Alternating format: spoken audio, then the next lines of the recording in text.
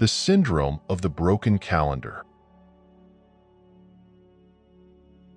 Dark clouds gathered over the Royal Observatory just before dawn.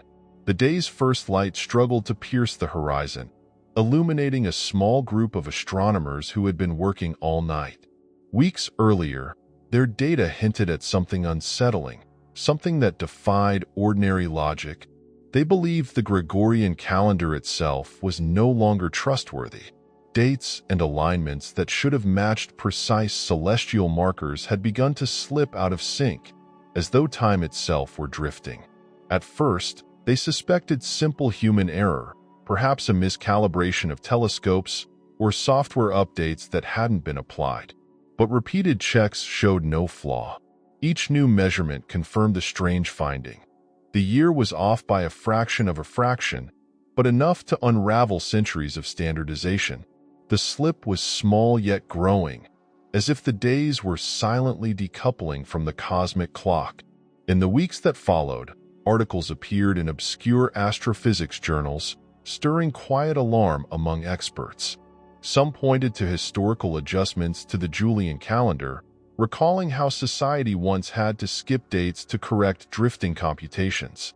Others argued that technology had advanced too far for such a glitch. Could it be a quantum phenomenon? Whispers circulated about anomalous interference or dimensional overlays, but no one dared to mention it publicly for fear of sounding unhinged. Meanwhile, the largest tech conglomerates, especially those deeply involved in space exploration and quantum computing, took interest. A clandestine consortium formed, well-funded by industry giants that manufactured everything from microchips to rocket engines. It encompassed brilliant minds in physics, mathematics, cryptography, and ancient historical scholarship. Their mission was straightforward on the surface: investigate the calendar drift and, if possible, fix it. Yet behind that mission lay intrigue.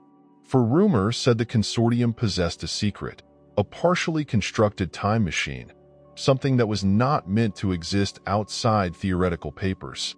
The machine was hidden in a research complex near a desert region far from any city lights.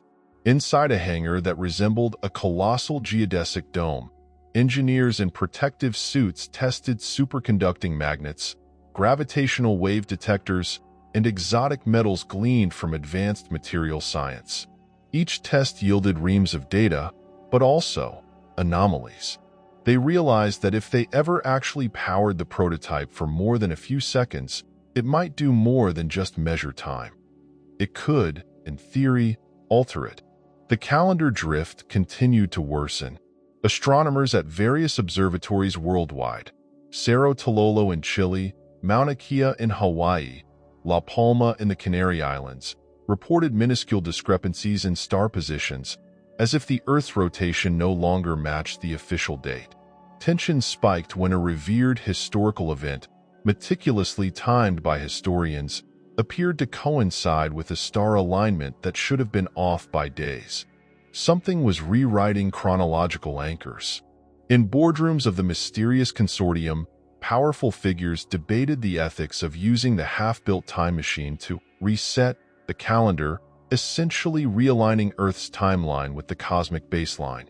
The risk was astronomical. No one fully grasped how it worked. But the alternative, allowing time to drift, could unravel society in ways no one predicted. People would wake up on supposedly correct dates, while the universe recognized something else entirely. As the crisis deepened, quantum researchers provided a shocking hypothesis. The cause might be a glitch in the fabric of reality itself. The constant accumulation of historically misaligned events, combined with quantum experimentation and satellite manipulations, was bending the timeline. If left uncorrected, the drift would accelerate, opening a Pandora's box of multi-era collisions. Skeptics scoffed, citing conspiracy. But the consortium pressed on, deciding to test the time machine in a controlled manner. Engineers integrated fail-safes, read emergency cutoffs, and real-time space-time sensors. In quiet corners of the facility, they whispered that messing with time carried unintended consequences, perhaps creating rifts. Nonetheless, the date for the first experimental run was set. At dawn on that fateful morning, the machine switched on. For a fleeting instant, everything was silent, as though the world held its breath. Instruments read an uncanny spike in local gravitational fields, then a wave of temporal flux. The lead researcher typed in a code sequence referencing a modest time shift, just a fraction of a second in the past, to see if they could nudge the Earth's datelining. A hush fell. A sudden brightness engulfed the dome. When it subsided, the digital clocks on-site advanced by 2 minutes, out of nowhere. The scientists realized the effect was not a shift backward but a jump forward. More alarmingly, other clocks elsewhere in the complex reported a half-second lag. Confusion reigned. The attempt to fix the drift had, ironically, magnified it. They shut the system down before further chaos ensued. Moments after power down, local sensors detected microsingularities flickering in the immediate area, as if tiny tears in space-time tried to form. 1 or 2 flashed and vanished. But the next day, calls came in from distant corners of the world about bizarre sightings. In a medieval abbey in Europe, a sudden glow revealed a futuristic corridor for a few seconds. On a college campus in North America, a perplexed archivist found a newly minted manuscript detailing the lost library of Alexandria. The past and future had begun to leak into the present. This phenomenon became known among the consortium as the syndrome of the broken calendar. As the days passed, pockets of time displacement manifested unpredictably. A crowd outside a centuries-old cathedral glimpsed robed monastics from the Middle Ages who looked equally shocked to see skyscrapers. In a modern laboratory, perplexed interns noticed a fleeting silhouette of an astronomer in an old cloak, peering through a wooden telescope. Scenes from across epochs overlapped in strange mosaics. Public confusion soared when social media erupted with videos of these anomalies. Feudal peasants spotted in city streets at dawn.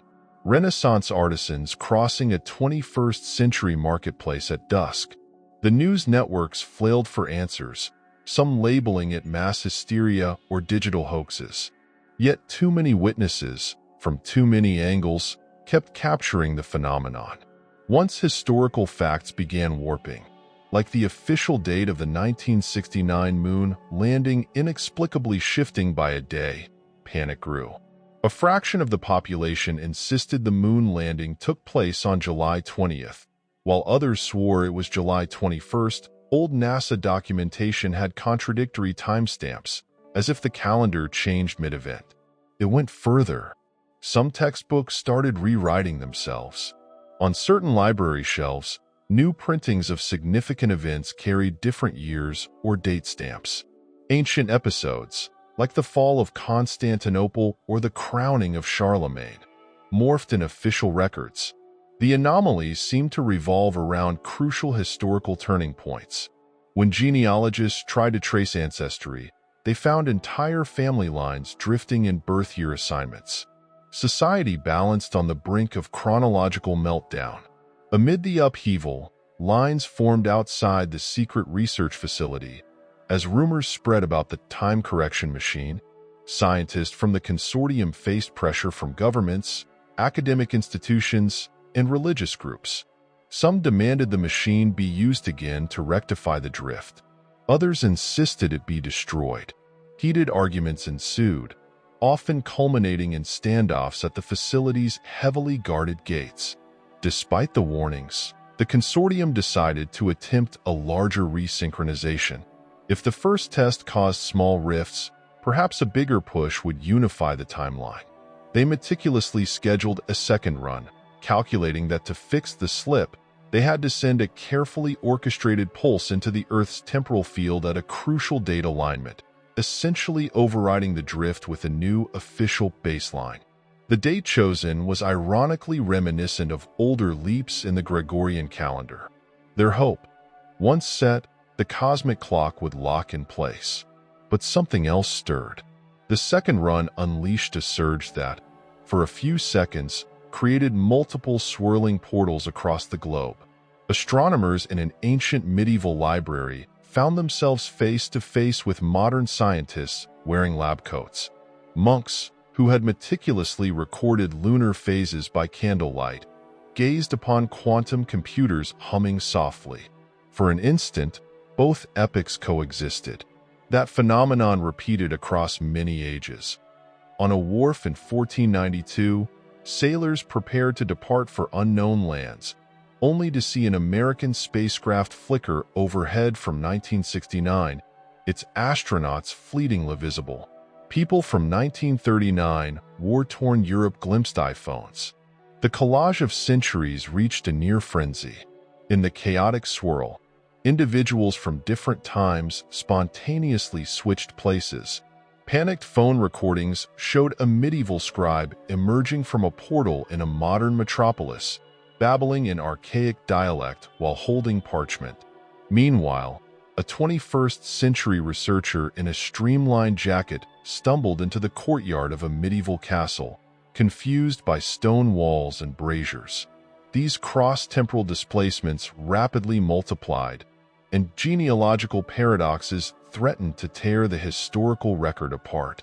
The consortium recognized the crisis. They convened in a hidden sub-basement, reviewing data. The time machine was generating uncountable ramifications. The plan to correct the broken calendar had backfired severely. Each era seemed to demand its rightful chronology, yet the machine's pulses mingled them. The lead scientist proposed a drastic final attempt. If they expanded the machine's energy to maximum, creating a global wave, they might realign everything, but only if they pinpointed the exact moment Earth's calendar first began drifting centuries ago. Some evidence indicated an error in calculations dating back to the Middle Ages, from the early modifications of the Julian system. Possibly, the drift started then. This plan required a precise anchor in the past. Using quantum entangled beacons, the result of top-secret research, they aimed to place a time marker in the exact moment that had set the entire drift in motion. If they succeeded, they would force reality to restabilize around the correct timeline. The risk? The machine had already proven unstable.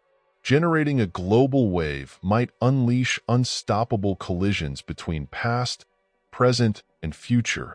Enormous lines of time travelers formed spontaneously, people from multiple epochs determined to fix what had gone wrong. Some carried historical knowledge they hoped would vanish if the timeline reset. Others wanted to retain advanced technology gleaned from glimpses of the future. Each group believed they had the correct approach. Scenes of near riot erupted around major historical sites. Chaotic gatherings of medieval knights, 19th century explorers, futuristic paramedics, and modern-day civilians. Everyone tried to claim a place in the queue that led to the machine's enormous dome. As the culminating day arrived, meltdown rumors spread. The gravitational anomalies spiked, forming ephemeral wormholes in random places. Over and over, someone would turn a corner and find themselves stepping into a different century. Meanwhile, the consortium's staff, battered by exhaustion, hurried to calibrate the final run. Data from centuries-old manuscripts, gleaned from those medieval collisions, pointed to a specific date in the 8th century as the original calibration error. If the wave could insert a correction marker at that exact year, the entire continuum might unify around the true cosmic date. Night fell on the desert facility. In the control room, massive screens displayed the swirling gravitational flux building around the Earth.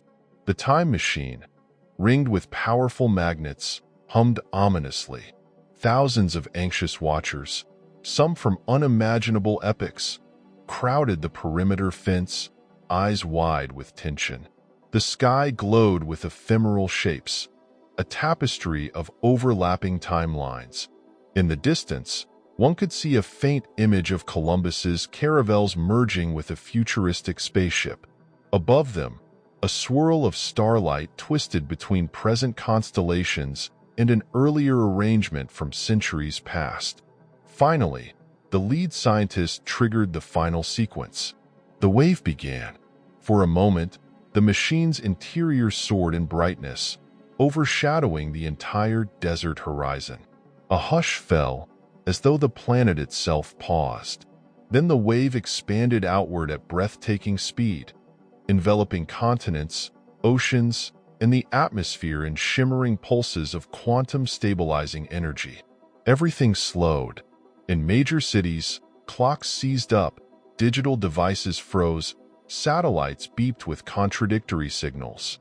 People across the ages found themselves illuminated by the same silver glow, no matter their century. For seconds that felt like an eternity, all existence seemed suspended. Then, reality flexed. The wave hammered home, forcing each timeline back toward the cosmic baseline. An echo of thunder reverberated across centuries, shaking cathedrals, future skyscrapers, wooden huts, and glass domes alike. At the heart of this universal quake, the 8th century anchor point locked into place. Astronomers from that era, working by candle and primitive quadrant, sensed a fleeting ripple in the night sky. Like a cosmic realignment, they saw the moon shift fractionally in orbit. Then it was done. The wave receded. Distortions vanished. Portals sealed. No further glimpses of centuries out of place. The swirl in the heavens dissolved into an ordinary starry night. An eerie quiet settled across the desert facility. People who had been displaced from different epochs flickered.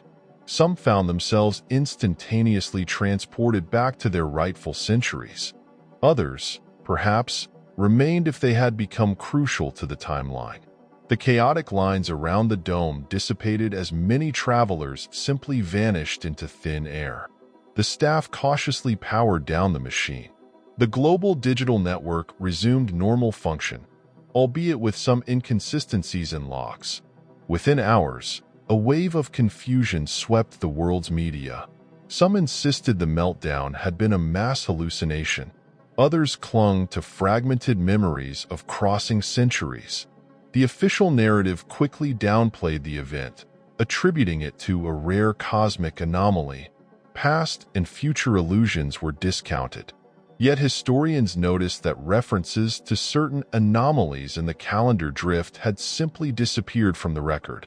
Conversely, archives seemed more consistent now. The date alignment of the Gregorian calendar matched celestial positions more closely than it had in centuries. Of course, the secrets of the time machine never went public. The consortium locked away its data, fearing that any new attempt to manipulate the timeline might risk an even greater collapse. Rumors persisted that some individuals from the future had remained behind, blending into the present.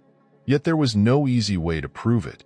Occasionally, a strange artifact or an old chronicle referencing the meltdown would surface, only to be quietly confiscated by unknown agents.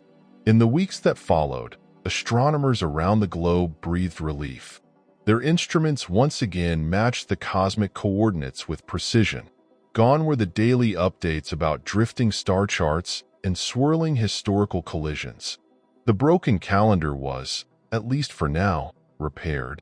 Yet certain pockets of society sensed that beneath the veneer of normalcy, the timeline itself bore faint scars. For how could one cosmic wave unify centuries so perfectly without leaving hidden cracks? There were also odd footnotes in history that seemed more perplexing than before. Conflicting accounts of 1492, with some official documents claiming Christopher Columbus landed on October 12th, while a few insisted it was October 13th or 14th. The Apollo 11 mission, similarly, carried a subtle discrepancy in mission logs, as if the exact day of the moon landing hovered in a quantum superposition. So it remained uncertain if the wave had truly aligned every thread of time, or simply concealed the rips. But humanity, being humanity, pressed on. People returned to daily routines, clocking in at workplaces, shopping, celebrating birthdays on the newly reaffirmed dates. The radical collision of ages faded into rumor. A hush enveloped those who had stood on the front lines, for they carried the memory of how fragile the calendar and reality could be. In a lonely sector of the desert, the facility still towered behind electric fences. Few approached now that the rifts were gone. The time machine remained inert, surrounded by warnings that reactivating it might open unknown hazards. And in the hush of that vast wilderness, one might sense an echo of overlapping centuries, a memory of robed monks and futuristic travelers sharing the same moment in time. Some nights, shimmering illusions might still appear for a few seconds, revealing epochs that once bled into the present. Maybe they were just cosmic aftershocks, or perhaps the calendar was always destined to wobble now and then, reminding humankind that time was not a fixed line but a living tapestry. Subtle commercial mention. In the aftermath, a small tech startup named ChronoShield quietly began marketing advanced personal timeline stabilization devices, tiny keychain gadgets claiming to protect users from minor temporal glitches. Although unproven and viewed skeptically by most, the brand gained a cult following among those who had witnessed the meltdown firsthand. Whether ChronoShield actually did anything or simply offered peace of mind was anyone's guess. Such was the final chord of the syndrome of the broken calendar's first half, leaving open the question of whether humans, in their quest to correct an ancient error, had planted seeds for future catastrophes. For time, once disturbed, tends to remember, and the cosmic clock seldom forgets who dares to wind its gears. In the weeks following the initial realignment attempt, most people believed the danger was over. The swirling portals had vanished, and the once chaotic overlay of centuries seemed to subside. Astronomers confirmed that key celestial markers matched the Gregorian calendar with far greater precision than before. No new chronological slips or drifting star charts plagued the scientific community. Around the globe, relief mingled with collective amnesia, a desire to forget how fragile time had shown itself to be. Yet beneath the surface, subtle echoes lingered.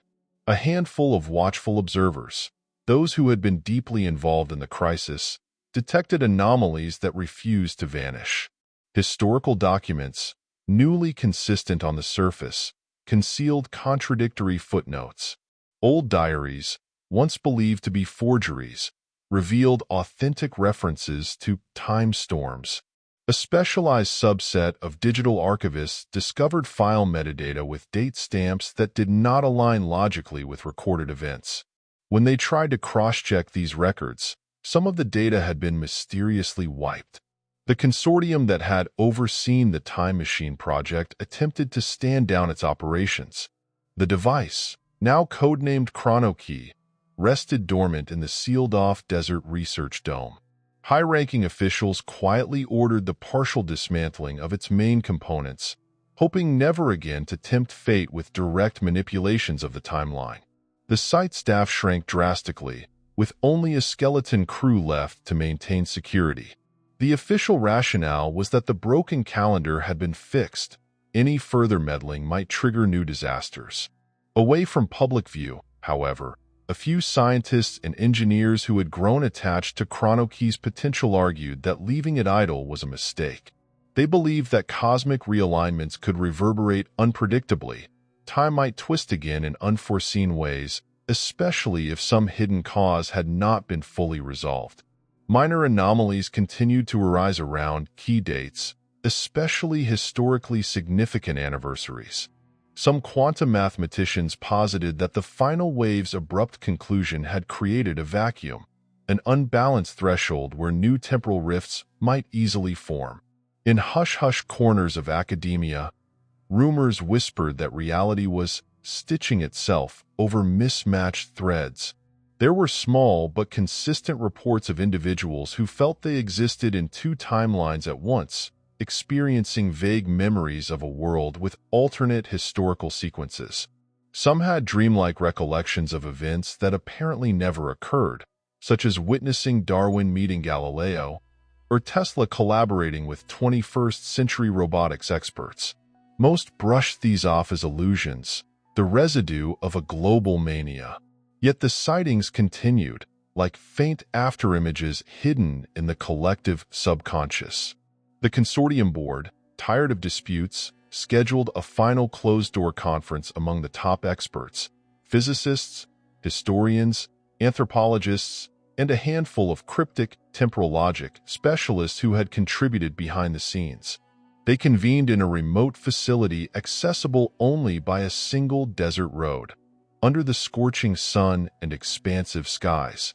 Late in the afternoon, the participants gathered around a large, circular table inside a windowless chamber, illuminating their notes with overhead LED lights that flickered in the heat. The lead astrophysicist presented new findings.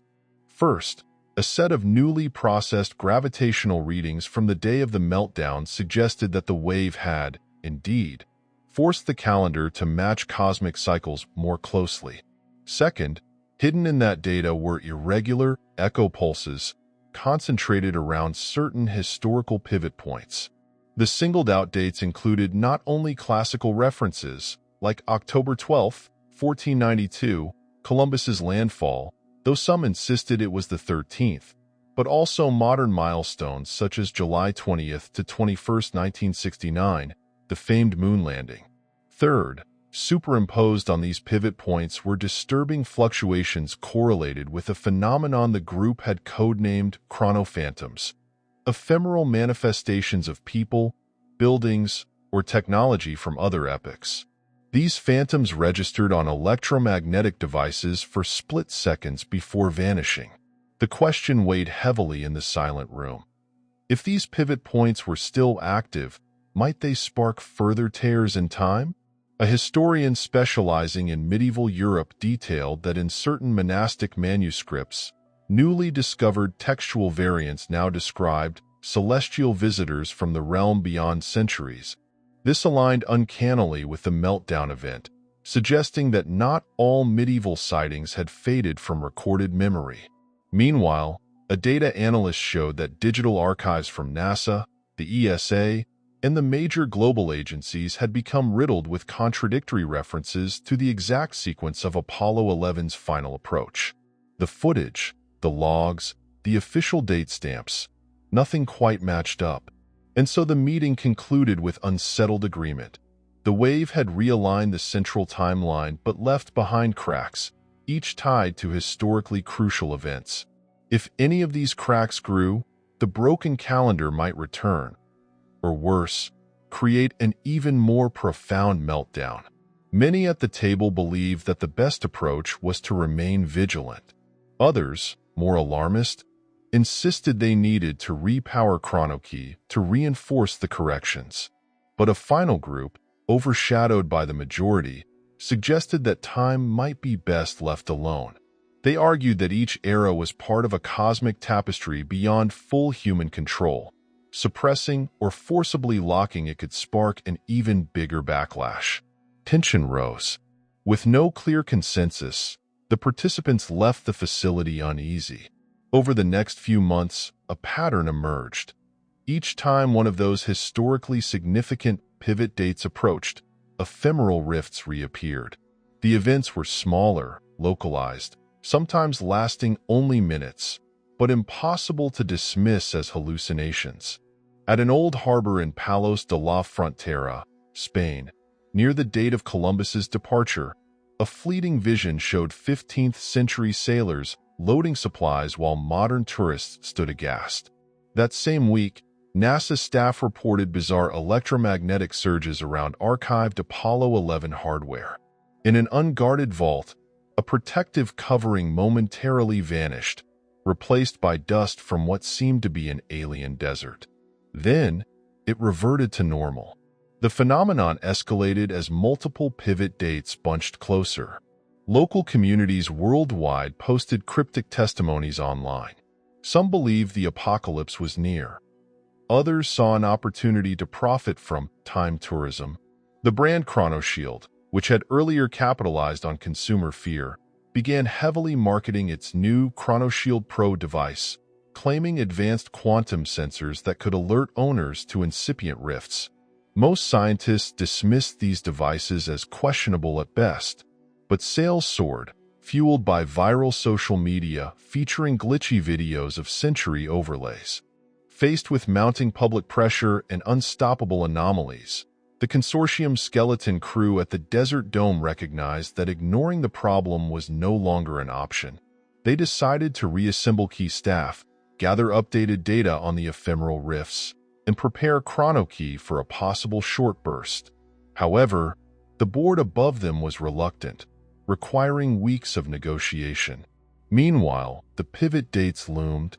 Eventually, an emergency protocol was authorized, codenamed Operation Meridian, a blueprint for using ChronoKey in a more measured fashion. The plan involved calibrating micropulses rather than unleashing a single global wave. These pulses, targeted at each pivot date's moment of resonance, might seal the cracks individually. The approach resembled a patchwork fix on a leak-riddled dam, but it promised fewer side effects than a planet-wide search. With the operation set, teams scattered around the globe to collect real-time data. Each pivot date location, site of an epoch-making event, needed local instruments measuring gravitational flux, residual quantum fields, and emotional or cultural significance. For instance, a station near the old NASA launch pads in Florida, another at a centuries-old fortress in southern Europe, another at a time-worn monastery rumored to hold secret star charts. The goal: each local station would beam signals back to ChronoKey, allowing it to deliver micropulses tailored to that region's historical signature. But the pivot dates were not calmly waiting. With each day passing, ephemeral rifts grew more brazen. Crowds at these historically charged locations witnessed partial merges with other epochs. In Italy, near the rumored resting place of Christopher Columbus, citizens glimpsed a fleeting NASA lunar module. In the outskirts of a medieval city in Germany, watchers saw glimpses of modern rocket contrails overhead. Confusion bred chaos, prompting local authorities to cordon off entire neighborhoods. Fearful crowds insisted they needed protective gear or immediate exorcisms. At last, the day arrived for the first wave of micropulses, timed to a historically pivotal afternoon in mid-October, close to the date associated with Columbus's 1492 landfall. ChronoKey was reactivated in the Desert Dome under maximum security. Monitors beeped with rhythmic pulses, matching data streams from the station in Spain. The directive was to send a carefully modulated frequency, only strong enough to quell the rift, not to reorder global timelines. As the countdown ended, the facility's ring of superconducting magnets powered up. An invisible wave radiated from the dome, crossing the ocean in moments. Local sensors in Spain picked up the pulse at the very minute and ephemeral glimpse of 15th-century caravels hovered by the shore.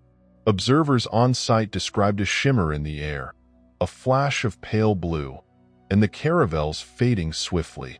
In an instant, the anomaly vanished. Preliminary success. Encouraged, the team repeated the procedure at the other pivot points, each time to that location's historical date. One by one, ephemeral merges flickered, then dissipated under ChronoKey's micropulse. The effect was so localized that daily life in surrounding areas barely noticed. Over the next week, meltdown predictions dropped. The pivot events appeared quieted. Yet the biggest challenge lay in the final pivot date, the swirl around the 1969 moon landing. Unlike older historical epochs mostly confined to earthly settings, this date extended beyond Earth's surface. NASA's archives indicated the presence of intangible distortions around old Apollo gear in museums, plus subtle anomalies orbiting the planet's trajectory to the moon. Some whispered that the bizarre lights seen by astronauts decades ago might have been time echoes. Now, to seal this final crack, ChronoKey's pulse had to align with a cosmic vantage point. Engineers calculated a complex schedule requiring multiple satellites in Earth orbit to reflect or amplify the wave. A custom-coded application from a leading aerospace company integrated data from the ISS, International Space Station, adjusting for the leftover spin of the moon's gravitational pull. Meanwhile, museum curators in Washington prepared by placing quantum sensors near the original Apollo 11 command module. Hundreds of watchers assembled around the Saturn V rocket display, anticipating something extraordinary. When the day arrived, the desert dome once again powered up. This time, the wave was not purely terrestrial. It needed to beam outward, bouncing between orbital mirrors. For a few tense moments, satellite cameras showed shimmering distortions around the Earth-Moon corridor. Observers glimpsed fleeting illusions of the lunar surface with unfamiliar footprints, or a strange version of the Saturn V that looked updated with 21st-century engineering. The data streams spiked. Then the chronokey pulse fired, dancing across space in a rapid chain of reflections. Down on Earth, the watchers at the museum saw a faint halo around the Apollo 11 capsule for an instant. The video feed recorded the capsule's metallic surface shimmering. Some staff experienced goosebumps, as if an invisible ripple had passed through the building. Then, just like the earlier pivot points, the anomaly receded. The sensors stabilized. All over the planet, the fear of timeline meltdown began to ease. In the wake of Operation Meridian, an eerie calm returned to historical pivot sites. The ephemeral merges ceased. NASA ground control noted that the peculiar signals from orbit had gone silent. For many, the crisis seemed resolved. The consortium declared a cautious victory, an end to the syndrome of the broken calendar once and for all. But not everyone agreed.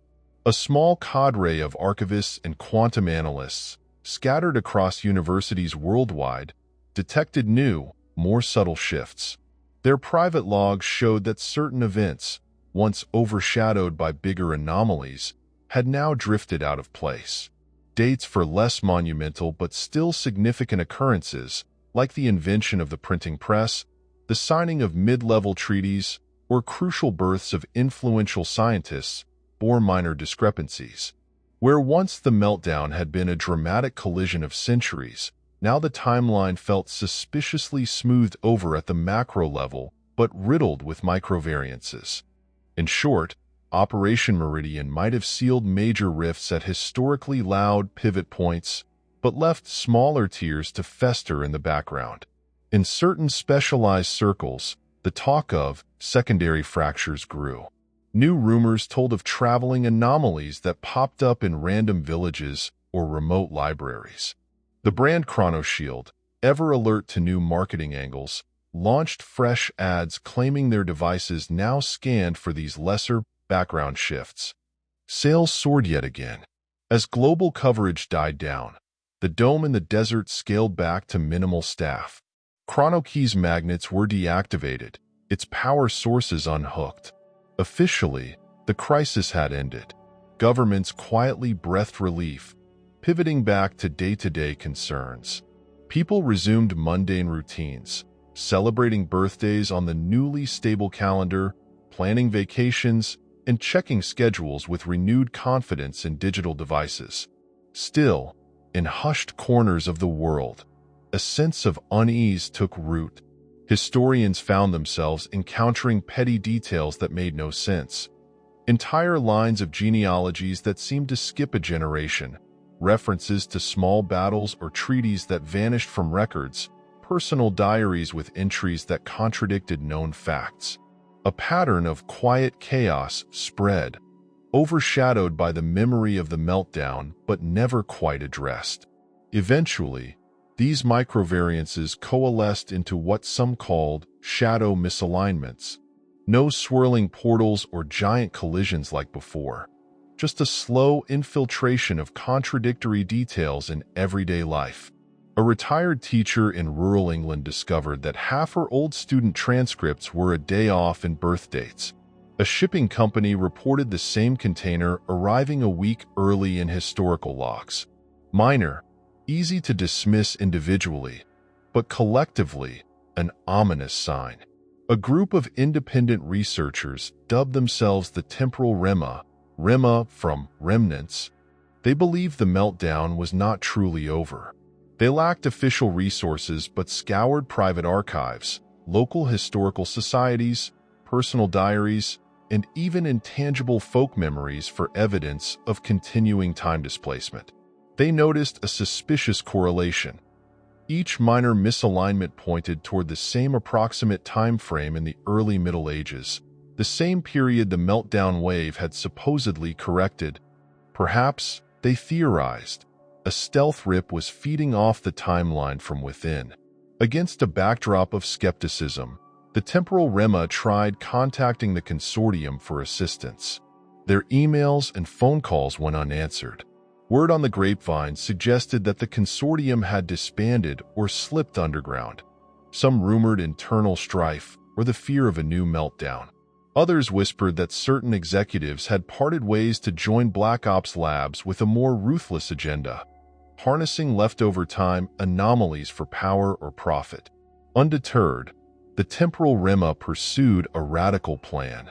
They would gather any leftover technology or knowledge that might replicate the crucial aspects of chronokey on a smaller scale, or at least observe the timeline's fabric. They found ephemeral references to a mobile chronolens, an unfinished side project from Operation Meridian. If it still existed, it was rumored to be hidden in the desert facility sublevels. Official site documents never mentioned it. Presumably, it was abandoned when chronokey took center stage. One midnight, a small group from the temporal remma, guided by a sympathetic ex-employee, infiltrated the deserted dome complex. Security was light, given the machine's official dormancy. Inside, dust-laden corridors led them to a half-lit sub-basement. Rows of crates bearing cryptic serial numbers filled the chamber. After hours of searching, they found a sealed container labeled CL Prototypo. Inside lay an odd apparatus, a curved mirror-like surface attached to a cluster of quantum circuit boards. Dim text on a battered steel plate read, "Mobile chronolens, for localized observation of T-field anomalies." Carefully, they powered the lens using a small portable generator, rigged with caution. The device hummed faintly. Its mirror surface flickered with ghostly images, some seemingly from the facility's own past, people in lab coats walking the halls months earlier, and others from entirely different epochs. The group realized they had a rudimentary means of scanning local time layers. Over the next few nights, they tested it around the desert, picking up faint echoes of travelers from centuries past. Once, they glimpsed a group of robed individuals gazing at the horizon, then flickering away.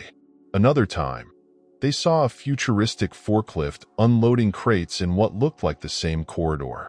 Encouraged, the temporal remma devised a bigger plan. Use this device to track the shadow misalignments around the world. The lens was portable, though unwieldy, so they formed small teams that would discreetly travel to known anomaly hotspots. Ancient monasteries, medieval sites, random villages with odd historical records. If they could trace the small-scale rifts to a single focal point, maybe they could fix the final underlying tier without reactivating chronokey's cataclysmic power. In the subsequent months, the group carried out stealth missions. They documented peculiar local events. A centuries-old Catholic mission that spontaneously gained an extra chapel wing visible only by night. A remote farm where old diaries recounted meeting a metal carriage that vanished at dawn. A hidden crypt in Eastern Europe where the bones of a 10th-century king occasionally appeared in two different resting places at once. The lens, used carefully, revealed faint, shimmering lines connecting these anomalies, all converging at a region in southern France with deep historical roots in the Carolingian dynasty. The remma cross-referenced this region with the meltdown wave data. Indeed, the 8th to 9th centuries seemed central to the entire phenomenon, possibly the real anchor point for the broken calendar. Could it be that Operation Meridian had incorrectly pinned the anchor at a date that was close, but not exact? They arranged an expedition. A small team set out for the southwestern corner of France, carrying the lens in a disguised cargo van. Their aim: locate the epicenter of the final tear, perhaps hidden in some overlooked Carolingian ruin. Along the way, they encountered unusual storms that seemed to swirl with faint, prismatic halos reminiscent of the meltdown wave. Rumors in local villages described ghostly sightings, an imperial retinue glimpsed in the hills at twilight, or fleeting shapes in shining armor. The deeper they probed, the more convinced they became that the meltdown's last ripple coalesced here. Eventually, the team discovered a half-buried fortress that old texts identified as part of Charlemagne's defensive line. The fortress was in ruins, rarely visited. At sunset, they set up the chronolens in the courtyard, carefully aligning it with the local geomagnetic field. The mirror flickered, swirling with unusual intensity, as if the lens recognized a major temporal hotspot. Tension soared. There was a sense that history itself vibrated at the edges. At last, an image stabilized. They saw a scene of the fortress in its heyday: armed guards, bright tapestries, and a figure in royal attire. The figure turned, as though noticing them through the lens. The team froze. No words were exchanged, no sound came through. But it felt as if two timelines observed each other across centuries. Slowly, the figure reached out with an ancient staff, moving closer to the vantage point of the lens. A flicker, and the scene changed. The fortress appeared older, partially collapsed, then modern again. A swirl of centuries in the space of seconds. Amid the swirling images, the lens beeped, indicating an intense gravitational spike. The courtyard stones trembled. The team realized a minor meltdown threatened to erupt right there, bridging the Carolingian era with the present. If they didn't act, the unstoppable wave might cascade globally once more. They scrambled, adjusting the lens's dials, trying to dampen the anomaly, like a local chronokey on a tiny scale. If they succeeded, they might seal the final tear, the genuine anchor that Operation Meridian missed. With trembling hands, the lead operator channeled the lens's quantum circuits, calibrating a counterpulse. A faint hum intensified. The swirling illusions spun faster, revealing glimpses of 1,000 partial realities. Timelines fracturing. The lens glowed bright enough to hurt their eyes. Then they unleashed the pulse. A silent flash erupted. The fortress and courtyard flickered between centuries in less than a heartbeat. The team felt themselves buffeted by a surge of intangible force. Stones cracked underfoot, only to reform. Air currents roared without sound. For one endless moment, it seemed the Carolingian figure in the lens's projection stepped across time, bridging an entire millennium. Then, everything stabilized. The swirling illusions collapsed into normal twilight. The fortress courtyard lay silent, battered but intact. The lens's mirror darkened, its power evidently spent. In the quiet aftermath, the team tested the site for anomalies. Every sensor read normal. They repeated checks into the night. No ephemeral merges, no glimpses of an ancient retinue. At dawn, everything felt still. When they carefully scanned local genealogical archives and historical references, the once uncertain details of the Carolingian era appeared more coherent. Local families' ancestry records seemed to realign. No one reported contradictory dates. Meanwhile, halfway around the world, other hotspots calmed as well, like dominoes. Within days, news trickled in that random microvariances had disappeared. The meltdown seemed, finally, truly over. Returning quietly to their daily lives, the members of the temporal Rema refrained from public announcements. They suspected few would believe them, and any large reveal could reignite official meddling with time. Instead, they compiled a private dossier detailing how the meltdown was resolved by that final anchor seal in southern France. They carefully included logs, photos, lens readouts, geological scans. The group sealed these documents in an encrypted database for future reference, should the timeline once again show signs of fracturing. As global society went about its routines, celebrating birthdays, planning events, marveling at the consistency of daily sunrise times, most remained blissfully unaware of how close the calendar had come to unraveling a second time. The illusions, rifts, and ephemeral merges slipped into rumor and occasional mention in fringe communities. Officially, the meltdown was regarded as a cosmic anomaly from months past, a fleeting scare that ended with no catastrophic results. But pockets of memory endured. Some who had glimpsed other centuries carried abiding questions about destiny and free will. A few individuals rumored to be out-of-time travelers in disguise quietly navigated modern life, harboring knowledge they dared not reveal.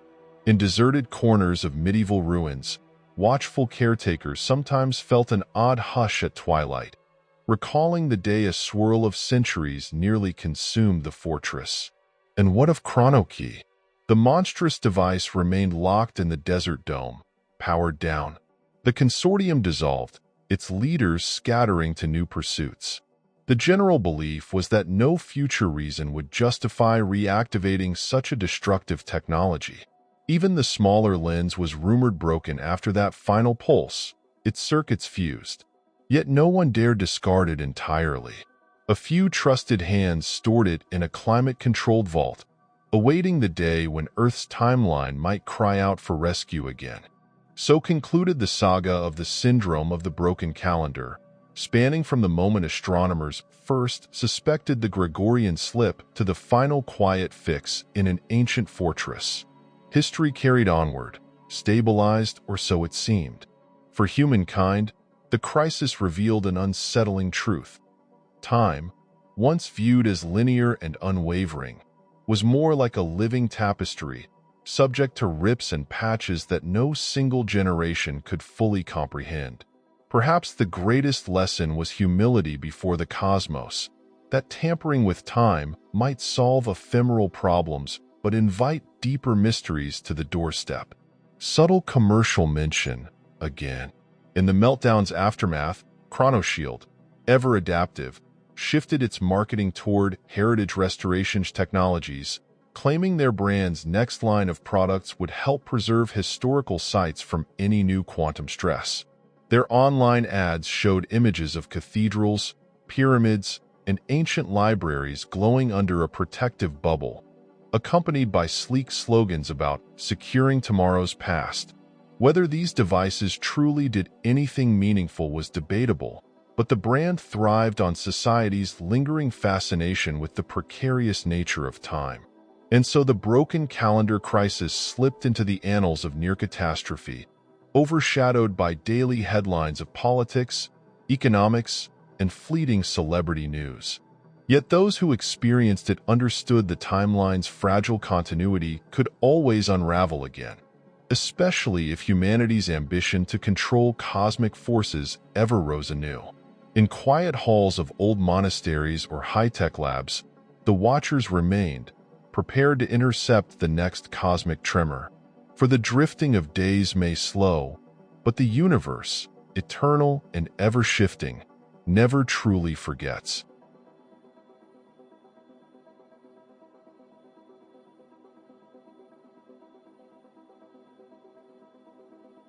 Echoes on Platform 1947. Darkness pooled across the abandoned railway station. At a glance, it appeared like any other forgotten transit hub. Cracked concrete platforms, dim overhead lamps, and rusted tracks that vanished into overgrown weeds. Yet for those who wandered by, especially around midnight, a strange hush suggested there was more to this place than meet the eye.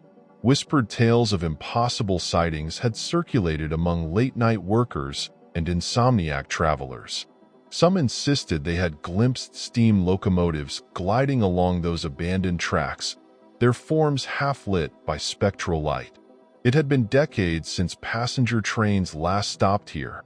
Urban development diverted traffic to newer, high-tech stations across town. Eventually, the old place was boarded up and left to rot. Rusted signs still bore the station's name, Peabody Cross, but no commuter schedules hung on the walls.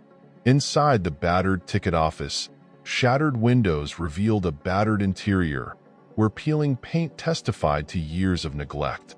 No official caretaker remained to chase away trespassers. No guard stood by the lonely sign that read, Platform 4.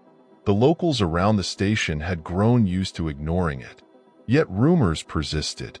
Delivery drivers who took shortcuts near the tracks sometimes reported hearing distant whistles at impossible hours.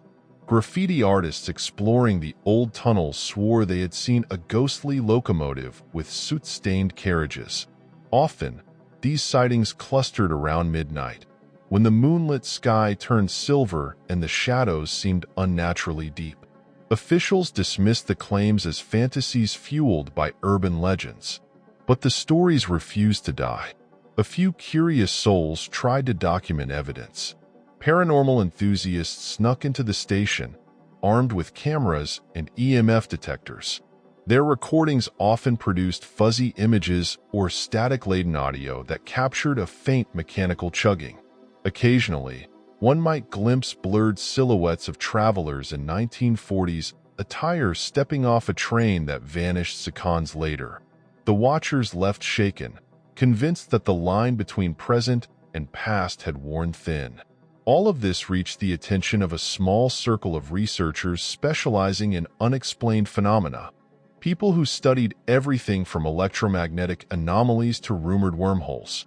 After stumbling upon witness accounts, they hypothesized that the station served as a pivot point for a temporal glitch.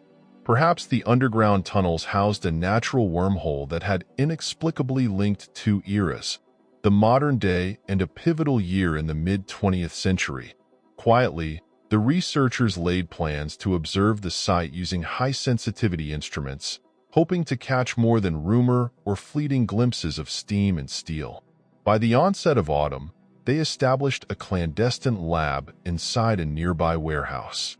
Wires ran from specialized sensors planted near the station's perimeter, channeling data into racks of computers.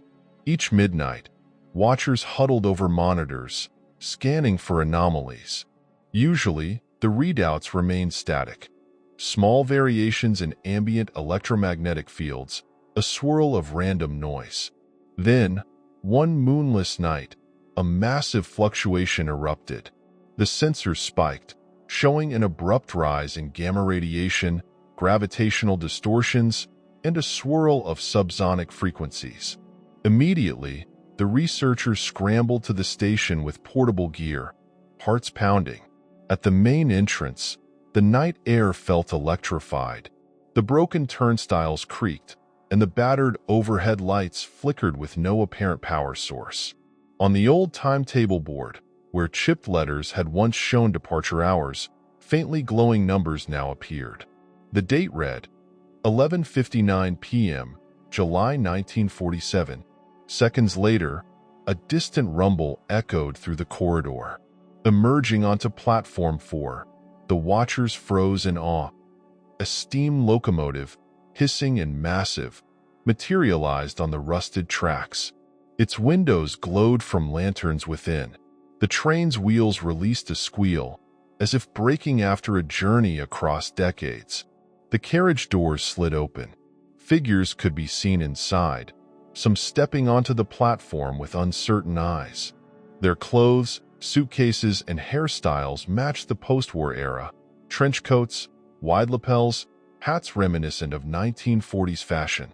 Confusion flitted across their faces as they observed the dilapidated station around them. One carried a folded newspaper that bore an old date, July 1947. Another clutched a suitcase plastered with fading travel stickers from that era. From the vantage of the modern watchers, the scene looked surreal.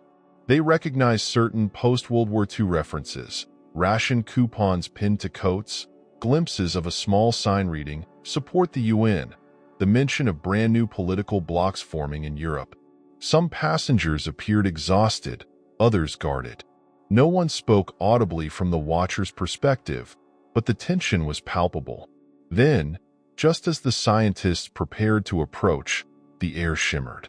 Lights flickered, the train rumbled again, and in an instant, like a waking dream fading, the locomotive and its ghostly passengers vanished. Platform for return to silent emptiness. The watchers raced back to their hidden lab, reviewing the recorded data. Indeed, every device had captured a dramatic anomaly, a spike in quantum wave patterns, as though a wormhole had opened briefly. The signature matched something akin to a micro-black hole stabilized by unknown forces. At the apex of the event, the timestamp flickered between the present date and July 18, 1947. The train apparently existed in two timelines at once, bridging the gap for less than a minute. In the days that followed, the researchers expanded their efforts. They set up synchronized cameras, radiation detectors, specialized magnetometers, all keyed to trigger if the anomaly returned. They soon confirmed that the phenomenon repeated nightly at midnight. Some nights, the effect was minimal, a flicker of lights with no train in sight. Other nights, the locomotive arrived with a hiss, sometimes only partially visible, like a half-formed shadow. The watchers compiled logs of each event, gleaning that the ghost train might be a real train from 1947, traveling on its normal route with unsuspecting passengers who occasionally glimpsed the modern station. The ephemeral overlap caused them as much bafflement as it did the watchers. Word spread among certain academic circles about a haunted station with real data behind it. Additional experts arrived, intrigued by the possibility of a wormhole connecting two distinct years. The more they studied the site, the more they concluded that an underground geological fault, a labyrinth of rock fissures below the station, emanated unusual gravitational waves. Possibly, these waves had been amplified by post-war nuclear tests or some unknown cosmic factor, turning Platform 4 into a tear in time. Meanwhile, adventurous onlookers started congregating outside the station. Rumors on social media lured thrill-seekers hoping to catch the midnight spectacle. Urban explorers crept through the chain-link fences, trying to record the train on video. Officials began noticing the suspicious gatherings. Police occasionally arrived to chase off trespassers, not out of belief in time travel, but to prevent accidents. The station was still a hazardous ruin. In the third week of observations, a new twist occurred. A small group of modern-day enthusiasts, ignoring the scientists' warnings, managed to slip onto the platform right as the train appeared. Emboldened by curiosity, they hopped aboard the carriage before it disappeared. The watchers, stunned, lost visual contact as the anomaly ended. Analyzing sensor data afterward, the watchers surmised that those individuals might have traveled physically back to 1947, effectively crossing the temporal boundary. Speculation ran wild about the fate of those stowaways. Had they truly arrived in the post-war era, possibly in a battered city still reeling from World War II's aftermath? Observers scoured historical records, hoping to find mention of mysterious people appearing in mid-1947. Others worried about paradoxes. What if they disrupted events that shaped modern times? The watchers concluded there was no immediate sign of reality unraveling, yet the potential for historical interference felt dangerously real. No official agency wanted to publicly address time travel rumors. But behind closed doors, certain government branches took an interest, dispatching quiet investigators to the region. Tensions rose between the scientific watchers, who believed in open study, and hush-hush operatives that demanded secrecy and control. The watchers feared a clampdown that could hamper their research or exploit the phenomenon for questionable aims. In coded communications, they resolved to continue quietly gathering data, hopeful that knowledge alone could avert catastrophe. Then, one midnight, the watchers witnessed a reverse scenario. As the steam locomotive arrived, a group of startled 1947 passengers ventured off, exploring the derelict station in utter bewilderment. The watchers, half concealed behind concrete pillars, observed the shock on those passengers' faces as they took in graffiti, shattered signage, and modern trash. One passenger held up a battered camera, apparently snapping photos of what he perceived as a decaying future. Another passenger pointed at a flyer stuck to the wall, showing a date from the 21st century. The watchers recorded every second. A wave of empathy washed over them. These travelers had no idea they had stepped into a future era. In the tension of that moment, the watchers worried that any direct confrontation might spook the time-displaced visitors or cause irreversible timeline shifts. Some watchers believed minimal contact was safer, though others argued that these stunned passengers might harm themselves or vanish into the city if left unguided. But hesitation cost them. Within half a minute, the station lights flickered and the train's presence dissolved, pulling its passengers back into 1947's timeline.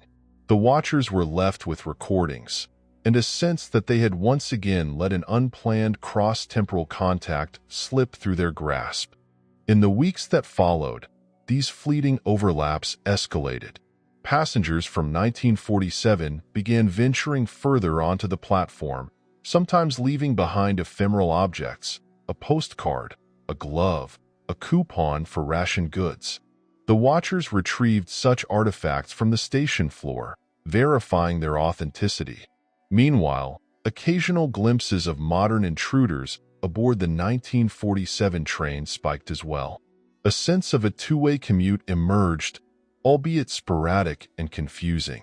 The watchers compiled logs of each contact, noting that the underlying wormhole seemed to gain stability with each passing night, as though the repeated crossings were reinforcing the breach in time. Soon, the watchers realized a precarious situation. If enough modern travelers roamed 1947, it might alter post-war events, like the formation of the Eastern Bloc, the official start of the Cold War, or the early sessions of the United Nations. Indeed, 1947 was a pivotal year for global politics. Any meddling could rewrite decades of history. By the same token, if enough passengers from 1947 became stranded in the future, society could face the shock of an entire group of people from the past trying to integrate into the modern world, lacking IDs, vaccination records, or knowledge of technology. The watchers convened in a makeshift command center set up in a vacant building near the station. They debated strategies.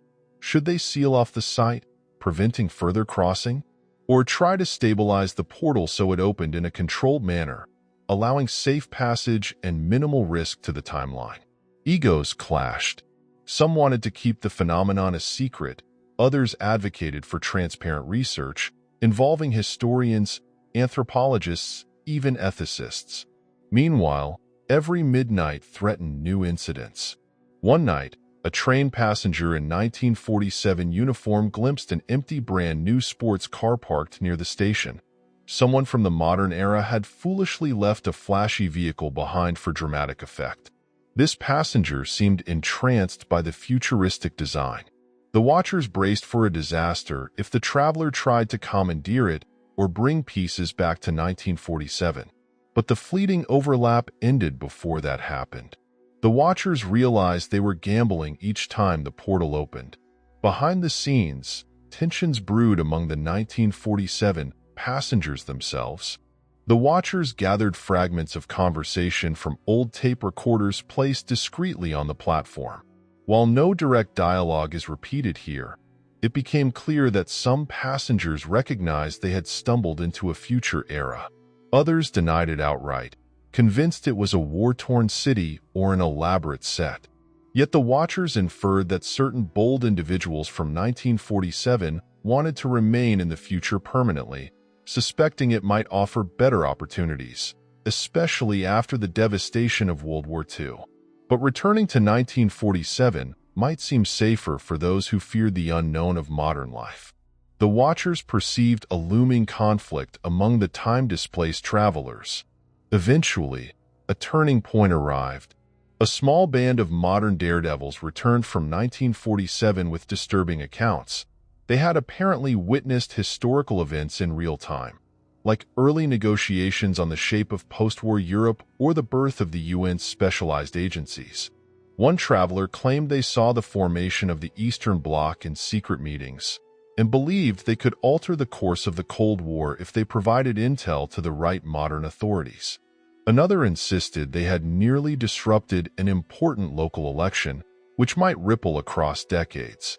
The Watchers recognized that meddling in these affairs posed grave paradox risks. Yet some unscrupulous operators might seize the chance to rewrite history for profit or power. As rumors of time tampering spread, unsavory elements, both from the modern era and possibly from 1947, began to circle the station. A sense of danger grew. The Watchers, alarmed, took steps to secure the perimeter, placing hidden cameras and tripwire sensors in the approach tunnels. They no longer faced curious tourists alone. Now they had to contend with conspirators who might exploit the portal for personal gain. Amid the rising tension, the Watchers uncovered new data about the station's geological underpinnings. Beneath the platform lay a vast subterranean cavern formed by ancient tectonic shifts. Within that cavern, certain unusual rock formations indicated concentrations of exotic minerals capable of amplifying electromagnetic resonance. Testing revealed an intense gravitational anomaly that formed a stable throat linking 1947 and the present. This explained why the station acted as a time gateway. The track layout overhead guided trains into the focal zone, matching the wormhole's geometry. If the Watchers meddled with it physically, they risked collapsing the tunnel and possibly creating a catastrophic backlash that might swallow both eras. Now, the Watchers faced a moral and scientific quandary. Should they attempt to collapse the wormhole, sealing the portal forever?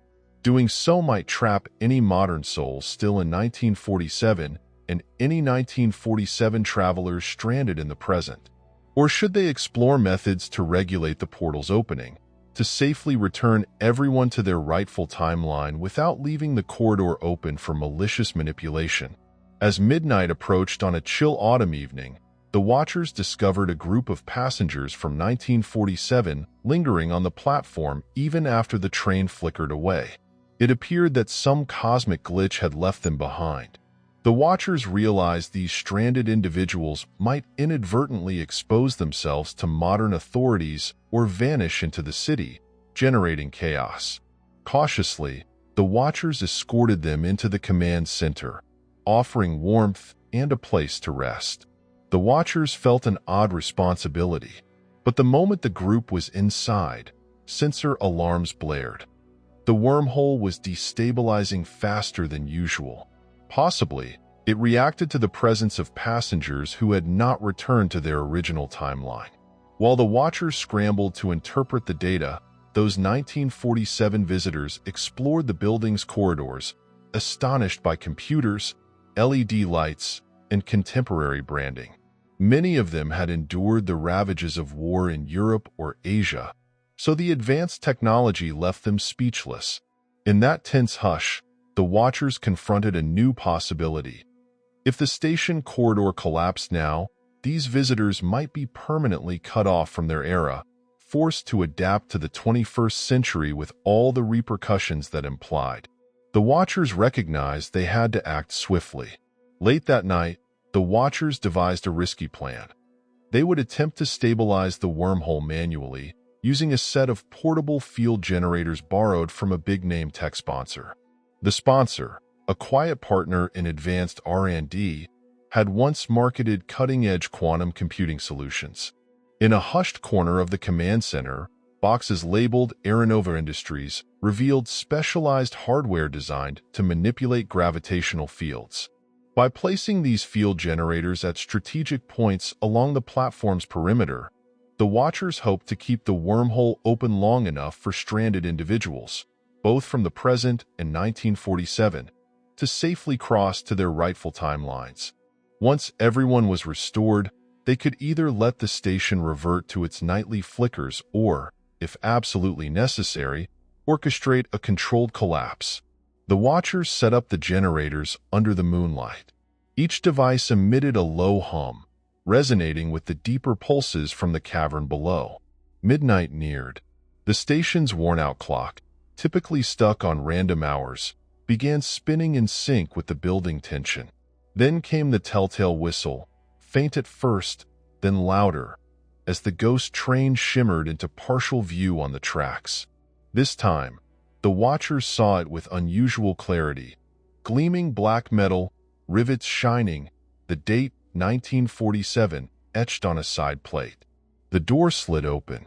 Inside, modern travelers who had boarded days or weeks ago stood side by side with post-war passengers. Confusion, relief, and fear radiated from their faces. The watchers signaled them to exit swiftly, guiding them across the platform to the field generators. Meanwhile, the stranded 1947 group from the command center waited anxiously. Some watchers believed these visitors should rejoin the train and return to their era, but among them, certain individuals refused, apparently hoping for a new life in the 21st century. The watchers could only stand by, uncertain of the potential paradoxes this might unleash. 10 seconds passed. The overhead lights flickered. The ground beneath the station shuddered slightly, as though the wormhole threatened to collapse.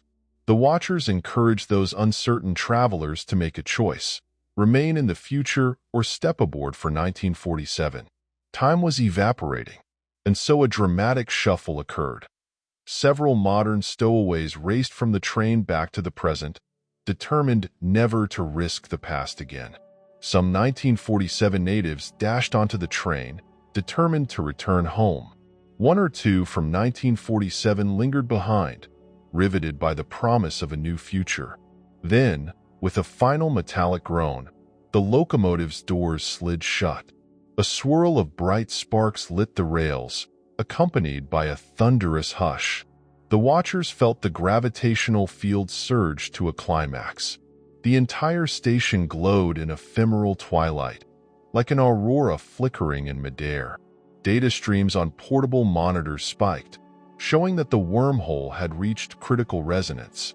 At that instant, the watchers flipped the switch on their field generators, hoping to regulate the cosmic energies so the train could depart safely.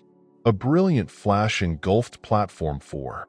For a breathless moment, every outline, train, people, battered pillars, appeared superimposed on half a dozen different landscapes. Observers glimpsed farmland from 1947's outskirts, flickers of a post-war city, and the modern urban sprawl. Then, with a final, wrenching pulse, the train rumbled away, half vanishing from sight. Once the flash subsided, the watchers realized the locomotive was gone. Tracks lay empty. Silence reigned. In the aftermath, the field generators whined down, leaving a residual hush. Sensors indicated the portal had stabilized at a low level, no longer wide open. The watchers exhaled, unsure if the crucial crossing had succeeded. They scrambled around, checking who remained. Some modern stowaways returned safely, visibly shaken. A few 1947 travelers seemed likewise rattled, having just hopped aboard at the last second, vanishing into their own era, and a small handful of post-war souls had chosen to remain. Their presence in the present might shape uncertain consequences. Over the next days, the watchers monitored the station at midnight with extra vigilance. The swirling illusions no longer formed so vividly. The cameo appearances of the train grew sporadic, fainter each time, as if the wormhole no longer had the same strength. Through repeated sensor sweeps, they concluded that the partial bridging of the two timelines had stabilized just enough to avert catastrophic meltdown. The phenomenon might continue in a subdued form, but the large-scale transfers had ceased. Not all mysteries were resolved.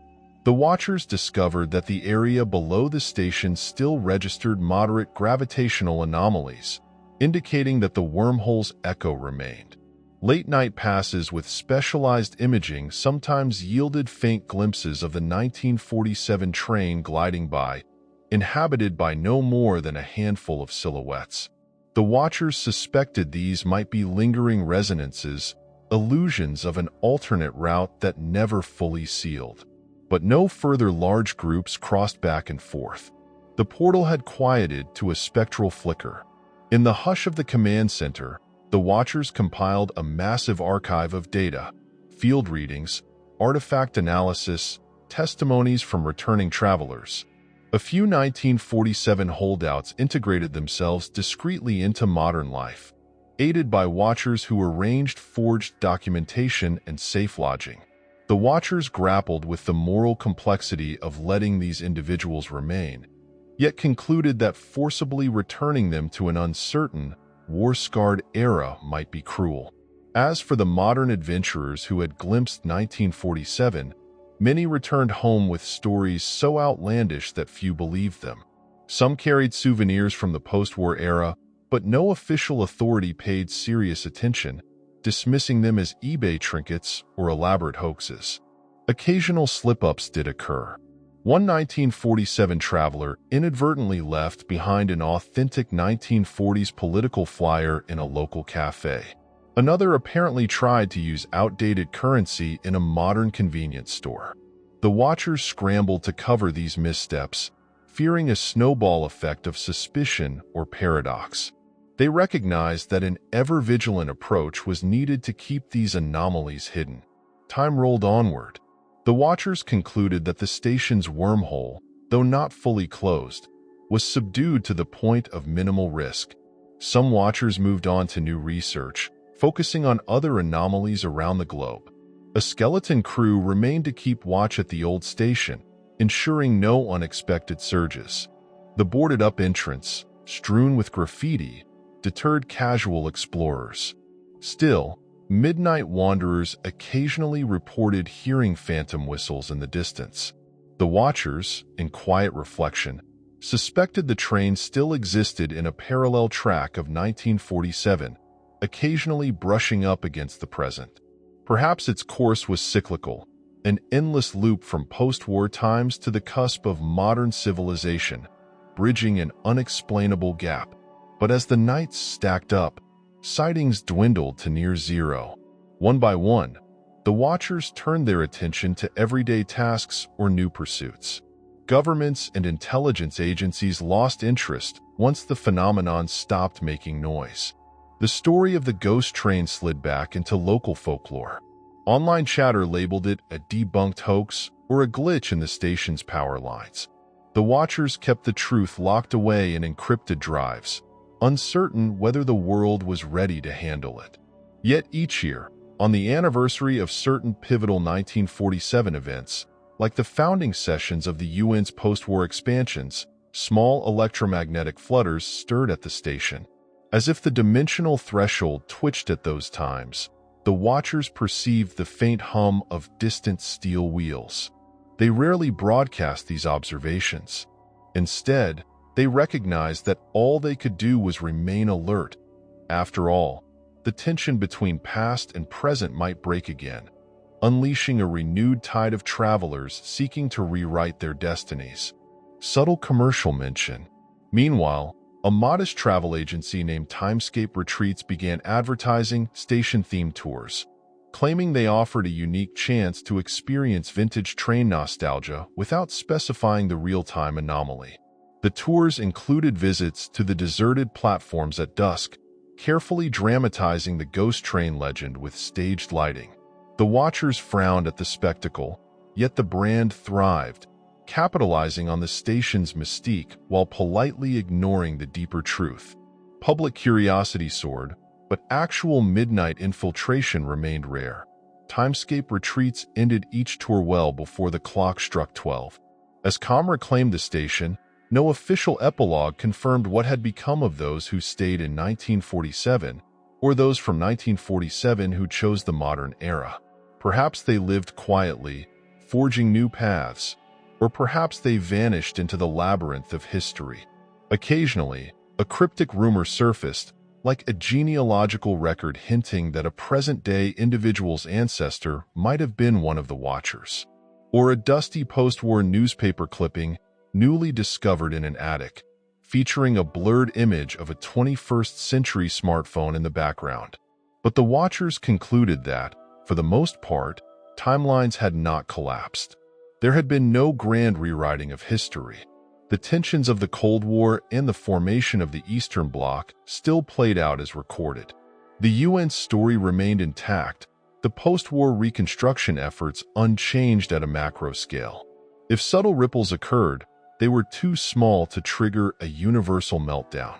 The watchers often wondered whether the station's ephemeral crossing had been part of a grand cosmic design, a reminder that time is not as rigid as textbooks proclaim. And so ended the first half of Echoes on Platform 1947, leaving the watchers in a guarded equilibrium. The station still loomed as a silent sentinel to forces beyond everyday understanding, a place where midnight might conjure glimpses of steam, steel, and uncertain footsteps from another era. The watchers found that life went on, albeit tinged with the knowledge that history's walls can fracture without warning. In that fragile hush, the stage was set for deeper revelations, or for a final, tumultuous rift that could reshape the entire notion of progress, memory, and the unstoppable flow of ages.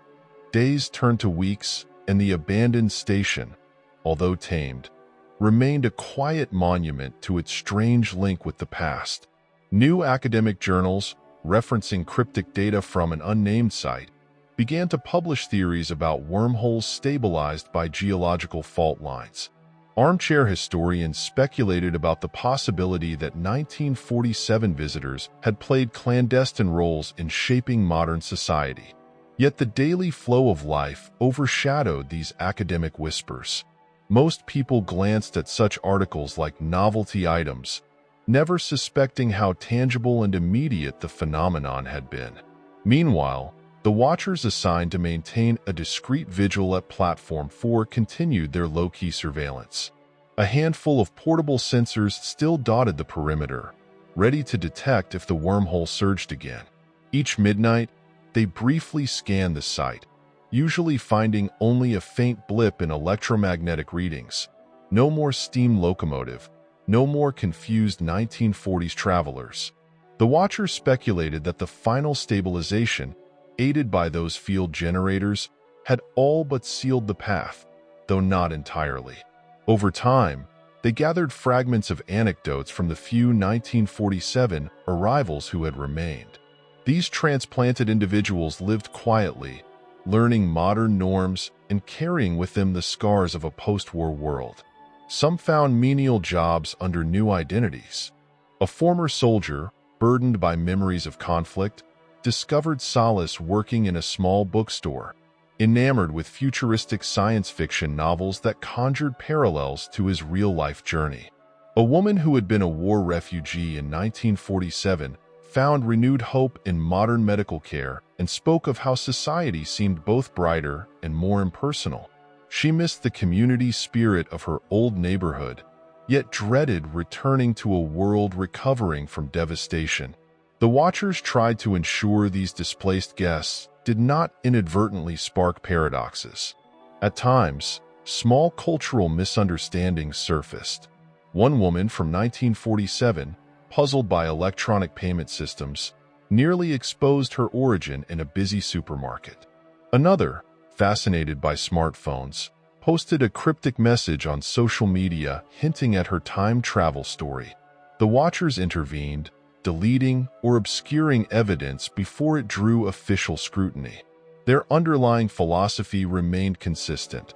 Let these travelers adapt quietly, offering a better life than the war-weary past. It was in this delicate balance that a fresh wave of tension emerged. In the old station's sub-level tunnels, those half-buried passages that snaked beneath the tracks, someone began tampering with the rock strata. The watchers discovered signs of drilling or excavation, as if intruders sought to unearth the geological heart of the wormhole. At first, the watchers feared government black ops, but evidence pointed to private, possibly criminal interest. The footprints and tool marks suggested a small but determined group acting under the radar. As the watchers probed further, they uncovered scraps of documents referencing time travel profiteering. A rogue cell seemed determined to reactivate or expand the wormhole for financial gain, perhaps to smuggle rare objects from one era to another, or to alter historical markets for massive profit. Alarmed, the Watchers tracked clues that suggested this group might be heavily funded by unscrupulous investors. Hints of certain modern politicians or corporate figures appeared, possibly keen on exploiting the corridor to rewrite unfavorable events or accumulate advanced knowledge. Suddenly, the half-dormant station became a new battleground. On certain nights, the Watchers spotted unknown individuals skulking around the perimeter.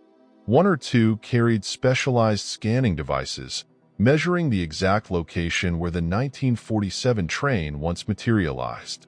They sometimes pried open manhole covers to drop sensors into the subterranean cavern. The Watchers recognized these intruders were systematically mapping the residual wormhole energies, likely preparing a deliberate reactivation. If they succeeded, the entire timeline might unravel under a wave of opportunistic interference. Despite their limited resources, the Watchers organized a plan. They installed additional surveillance cameras and motion detectors throughout the tunnels, hoping to catch and deter the trespassers. In parallel, they studied the original field generator schematics from Aeronova Industries, theorizing that if the wormhole flared up again, a well-timed counterpulse might permanently seal the portal, this time with no half measures.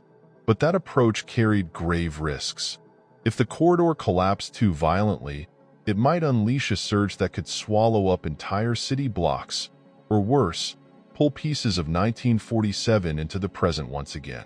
In the days that followed, rumors spread among the Watchers that at least one of the 1947 transplants had become an informant for the rogue cell. Under the lure of wealth or promises of reuniting with lost family, this individual might have shared inside knowledge about the Watchers' methods and the station's vulnerabilities. Tension among the Watchers soared. No direct proof emerged, but suspicion contaminated their once cohesive group. When the next new moon arrived, a time historically linked to the strongest anomalies, the Watchers braced for possible trouble. The station's gloom felt heavier.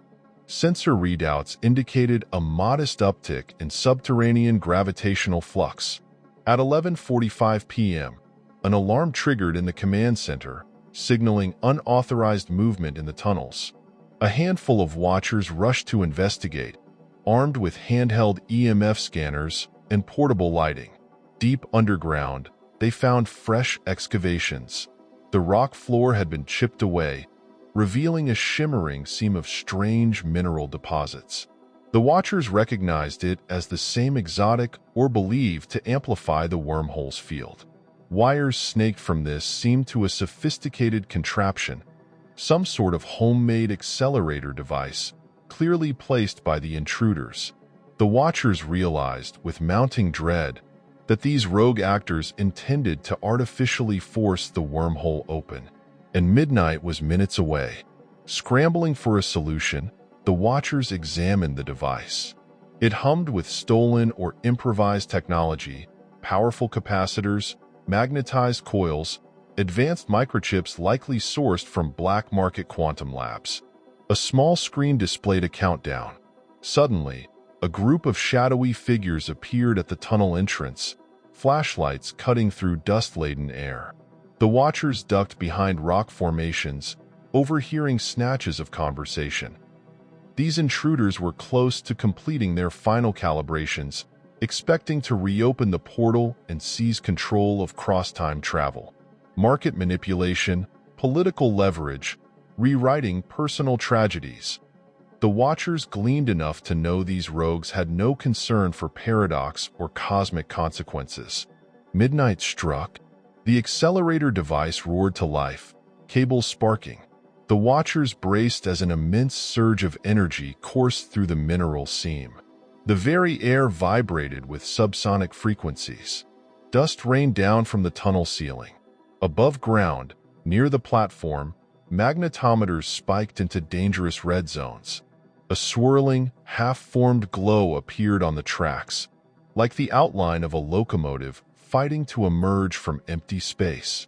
The watchers had only seconds to decide. They could attempt to sabotage the rogue machine, but doing so might trigger an uncontrolled burst.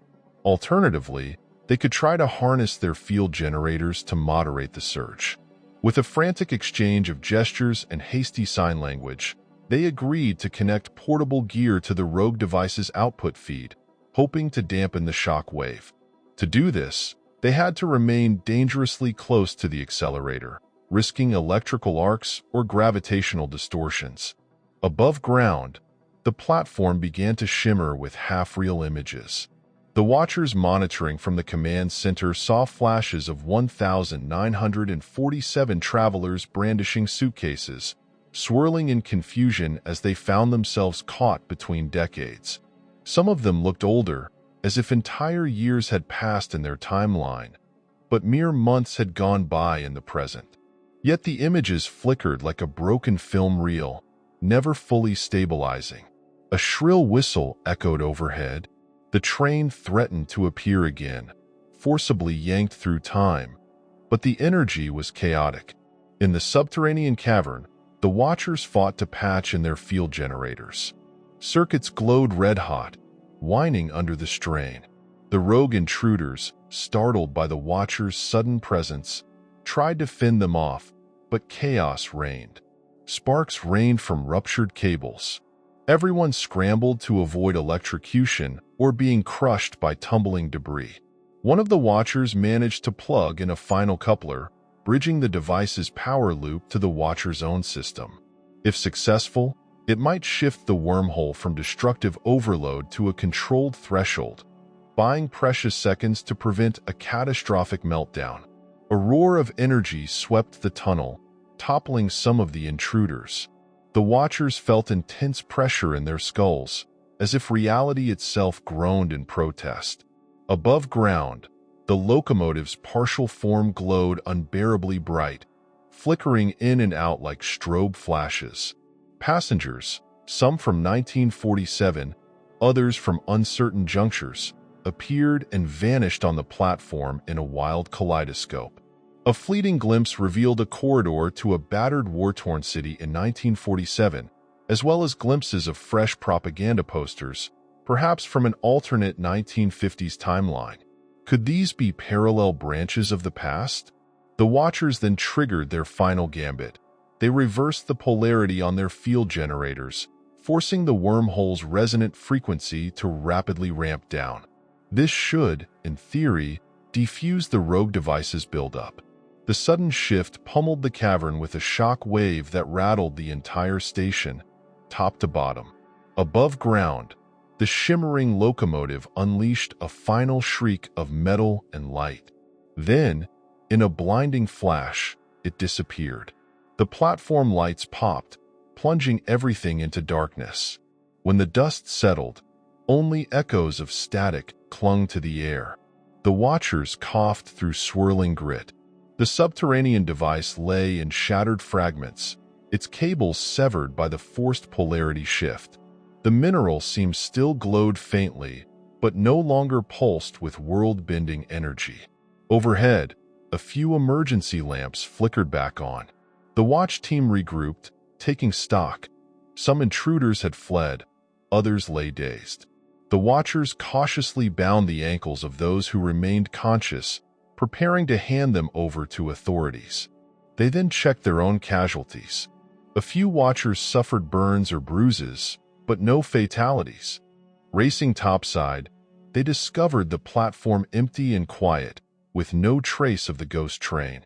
The sensors showed negligible wormhole activity, as though the forced meltdown had snapped the portal shut. This time, it felt final. For a long moment, the watchers simply stared at the rusted tracks, where steam and time once converged. The hush carried a strange finality. The corridor was gone, perhaps permanently. In subsequent days, local seismic monitors recorded no anomalies. Field logs indicated the subterranean minerals had partially crystallized under the massive energy discharge, losing their unique properties. It seemed that, for better or worse, the Watchers' emergency measure had sealed the corridor. No more ephemeral trains, no more midnight whistles. The Watchers felt relief, yet also a pang of loss, knowing that the station's link to 1947 was erased. The lingering question: what of the travelers who might have been in transit at that moment? Could some be stranded between years? Gradually, official authorities swooped in, alerted by the underground scuffle. The Watchers relinquished custody of the captured rogues, who were placed under investigation for illegal tunneling and conspiracy.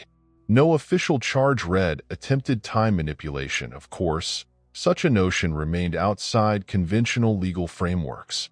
Instead, the authorities cited property damage, environmental hazards, and criminal trespass. Corporate or political backers, if any existed, likely hid behind layers of secrecy.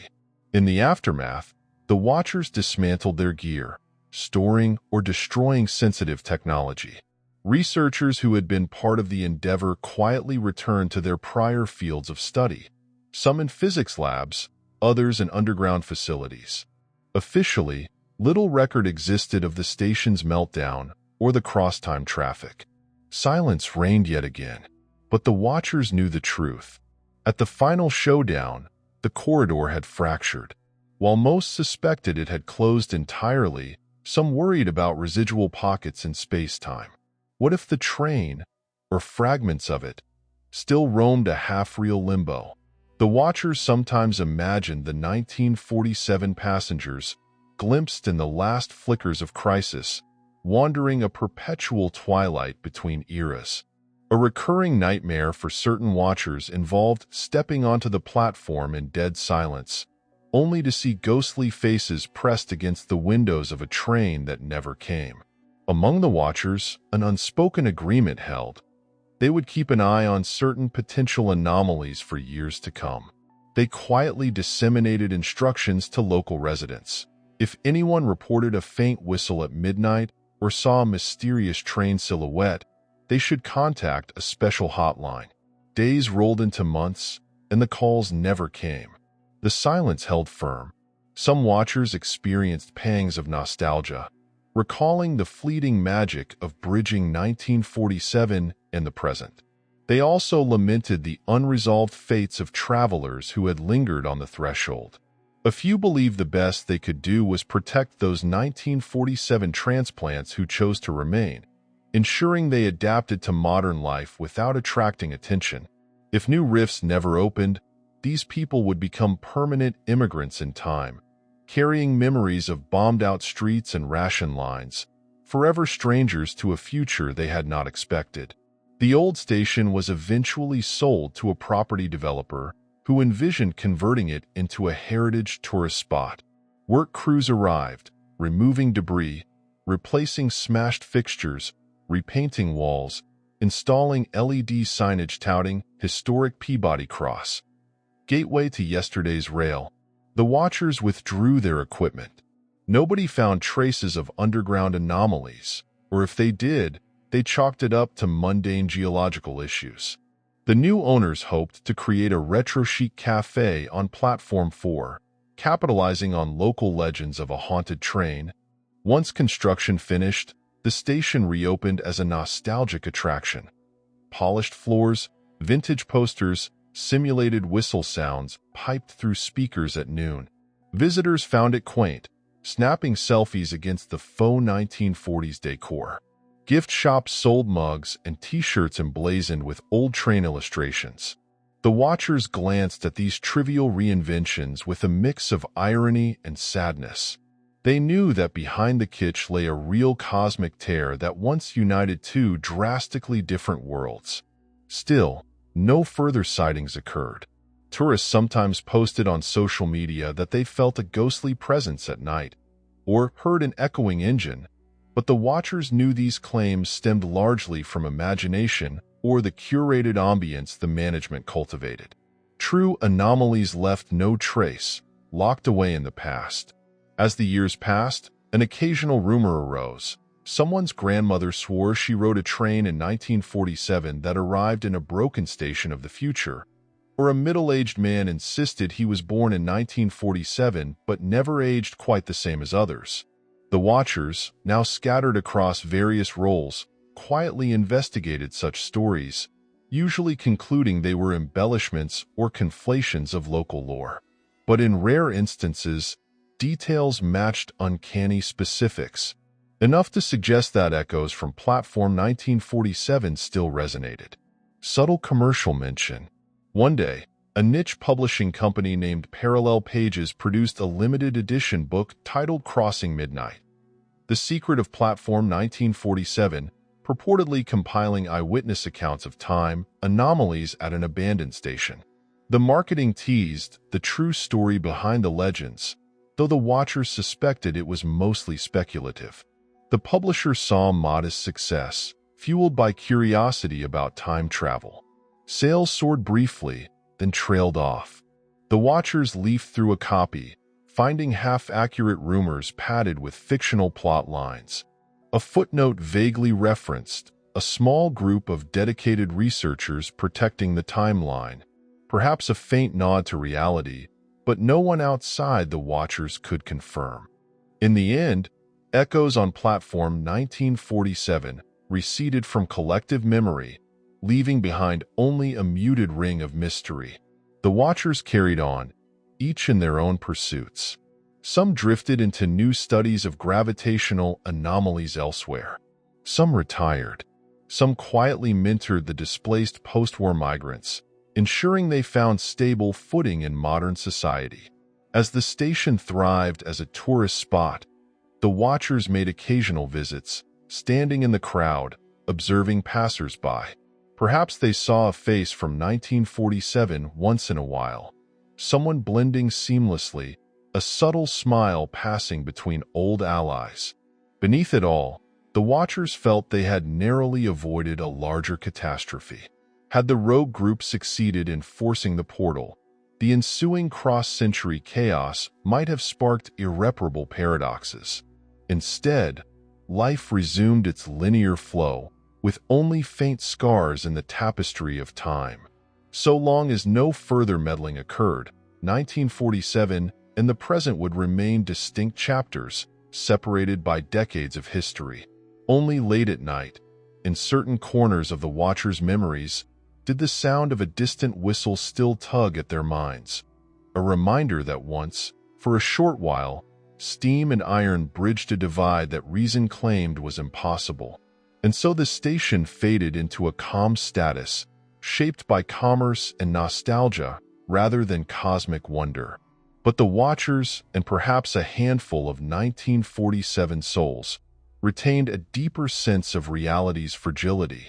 Time, they realized, was not an inviolable barrier but a malleable dimension, susceptible to geological quirks and human ambition. If a single rusted platform could open a path to the past, how many more such passageways might exist worldwide, unseen, unexplored, waiting for midnight to strike? They never discovered the final destiny of the ghost train. Perhaps it rode an eternal route through half-formed corridors, repeating July 1947 forever. Maybe it fully returned to its era, unaware of the modern onlookers who had gazed upon it like a myth. Or possibly, in some alternate timeline, the train rattled under city lights that never existed in our reality. The watchers could only wonder, comforted by the knowledge that, for now, their own timeline remained intact. This second chronicle ends with the watchers' final recollections of Platform 1947, a testament to how close humanity came to unraveling a pivotal moment in post-war history. No dialogues remain, just the hushed tapestry of unspoken resolve. The station stands, polished and faux vintage, a stage for night tours and stylized photos. Beneath that veneer, however, lies an untold story of cosmic precariousness, an unspoken truth known by a select few, that at midnight, time once broke its shackles, forging unthinkable connections between two worlds, and it might again.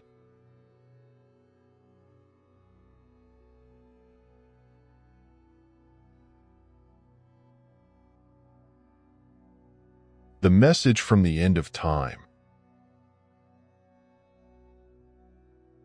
In the year 2050, few truly believed that radio signals could still hide secrets. The world had shifted so heavily to digital transmissions, quantum encrypted streams, satellite relays, fiber optic pulses, that the notion of sifting through classic radio frequencies seemed quaint. Still, a small scientific outpost in northern Canada, perched high on the tundra, maintained a massive radio dish aimed at deep space. Originally funded decades earlier for research on cosmic background radiation, the facility now operated on a skeleton crew. Some days, they encountered nothing but cosmic static. Other days, faint bursts of radio waves hinted at distant pulsars. It was on a freezing dawn in January that the outpost computers registered an anomaly, a short, coded signal, not from space but seemingly bouncing around Earth's ionosphere, like a reflection from an unknown transmitter. The wave pattern repeated every 2 minutes, cryptic and concise. The outpost staff, half expecting a glitch, ran checks on all software and hardware. Everything was normal. The signal continued, unwavering. Finally, the staff recorded it fully and forwarded the raw data to a global network of scientists. Over the next few days, a quiet storm of curiosity erupted in academic circles.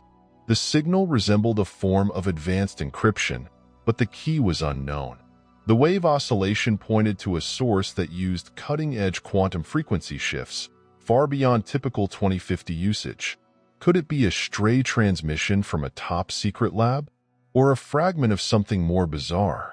Suspicion grew that it might be an accidental leak from advanced military projects, so no one dared publicize it widely. Yet the cryptographers who saw the data recognized brilliance in its structure. Something or someone had crafted a code with a startling level of complexity. As weeks passed, the signal refused to fade. On certain days, it even grew stronger, as though its source aligned more precisely with the receiving dish. Various attempts to triangulate the transmitter's position yielded contradictory results. Some suggested the signal originated from Earth's own upper atmosphere. Others hinted it might bounce from the far side of the moon, an impossible scenario for conventional technology. Quiet tensions spread among the scientific community. Eventually, a clandestine working group formed, including cryptographers, quantum physicists, and communication specialists. Their mandate: decipher the signal's meaning, if any. Among these experts was a small team from the European Institute for Advanced Time Studies, a newly formed agency investigating phenomena that skirted the boundaries of known physics. They had previously contributed to research on wormholes, gravitational anomalies, and the theoretical possibility of short-range time travel. Intrigued by the cryptic radio bursts, they began scanning the signal for patterns reminiscent of temporal manipulation. They discovered an unsettling clue. The wavelet structure included segments that, when mapped onto a timeline, corresponded to historical dates, some in the near past, some far beyond the present year 2050. Hints of 3050 or 4122, or even earlier centuries. The significance was unclear. An internal memo labeled it tantalizing, possibly meaningless. Yet private speculation soared. Could the signal be a message from another time, somehow bouncing back into 2050? In hushed circles, references to the message from the end of time began circulating. The few who believed it might come from a distant future insisted that only a civilization advanced in quantum computing could encode transmissions across centuries. Skeptics dismissed the notion as science fiction. Nonetheless, the team pressed on. If someone from a future year needed to reach 2050, what might they say? Weeks turned into months.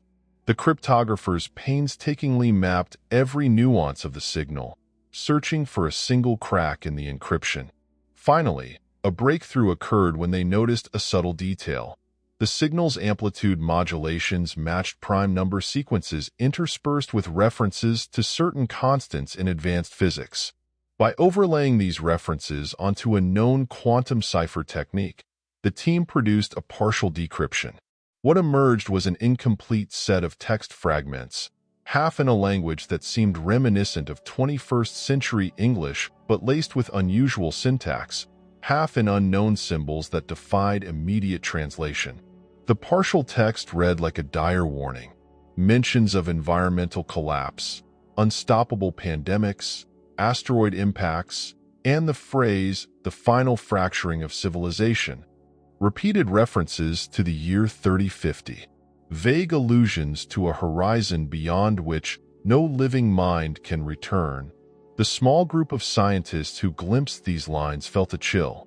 Was it a doomsday prophecy from a future Earth, or a hoax by doomsayers in the present? The data's complexity and the advanced cryptographic layering suggested it was genuine, far too elaborate for an amateur ruse. At first, no official entity wanted to publish these findings. The global climate in 2050 was already fraught. Rising sea levels, intensifying storms, resource tensions among major powers. Politicians dreaded stirring panic with talk of signals from the future predicting annihilation. But word leaked into specialized forums. A wave of speculation flooded closed-door conferences, reeling from the possibility that humanity's future had discovered a method to send warnings back through time. The incomplete text, however, raised countless questions. Did the message indicate an inevitable fate or a scenario still preventable? Multiple factions emerged in the scientific world. Some demanded immediate transparency, urging global leaders to address the threat. Others insisted secrecy, fearing that if the future was truly dire, revealing it prematurely might trigger chaos. Meanwhile, extremist groups latched onto the rumor, proclaiming an imminent apocalypse.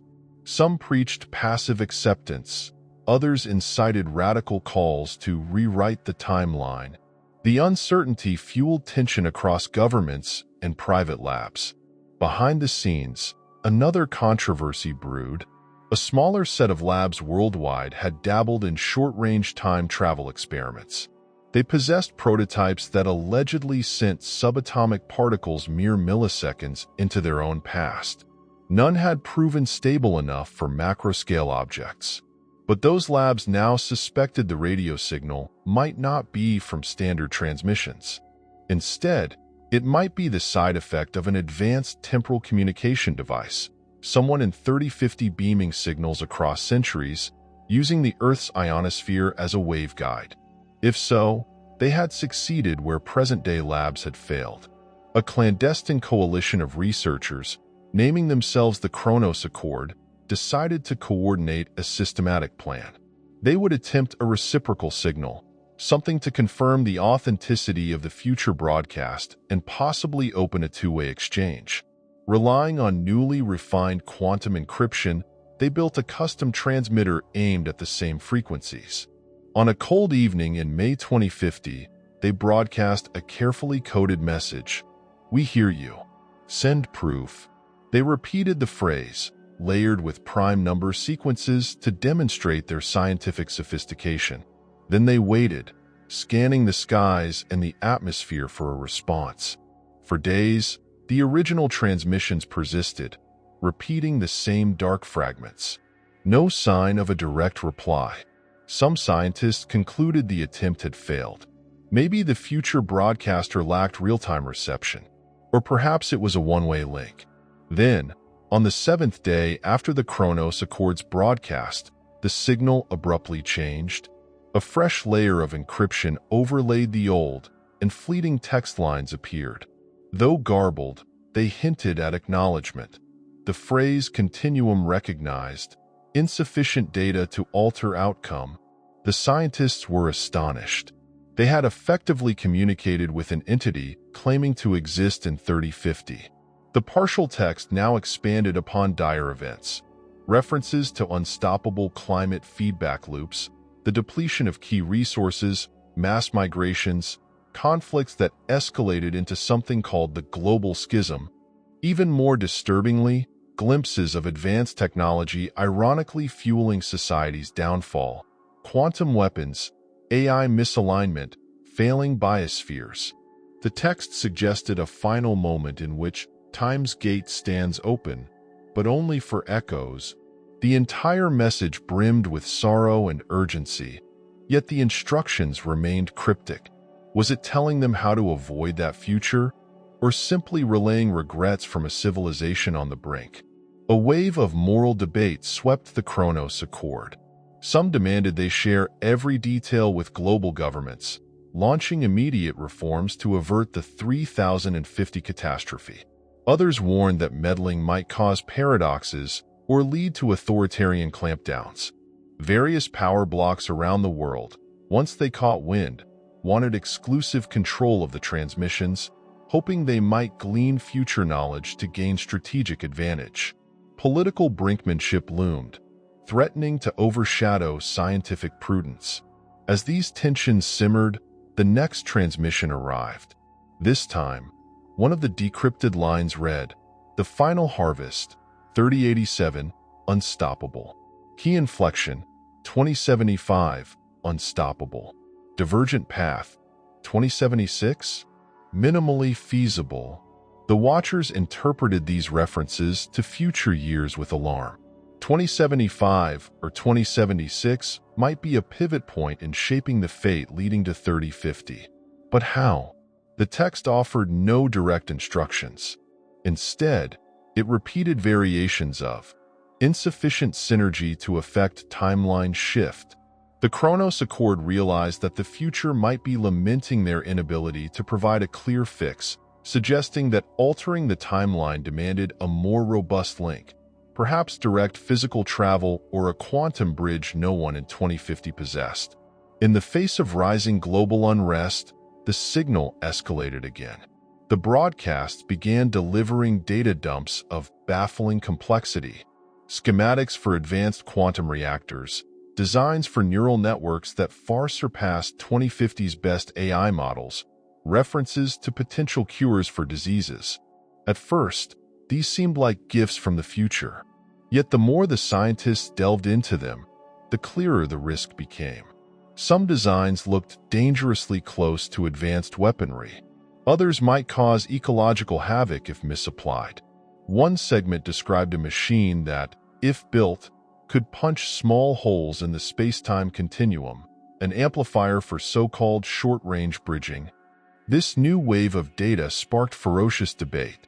Could the future be offering technologies to solve the crises heading toward 3050, or might they be inadvertently handing out tools for accelerated destruction? The Chronos Accord, outnumbered by larger entities and shadowy corporate interests, struggled to keep the data secret. Fragments leaked onto black market networks, fueling rumors that certain governments or megacorporations were racing to build prototypes. A wave of conspiracies erupted across social media. Some individuals believed the transmissions were a hoax orchestrated by powerful elites to unify the planet under a single regime. Others insisted the data drops were real, a sign that the future demanded cooperation. Civil tensions flared in multiple regions, culminating in sporadic demonstrations or calls to listen to 3050, while competing groups insisted the future must not dictate the present. Amid the chaos, the Chronos Accord recognized a more pressing concern.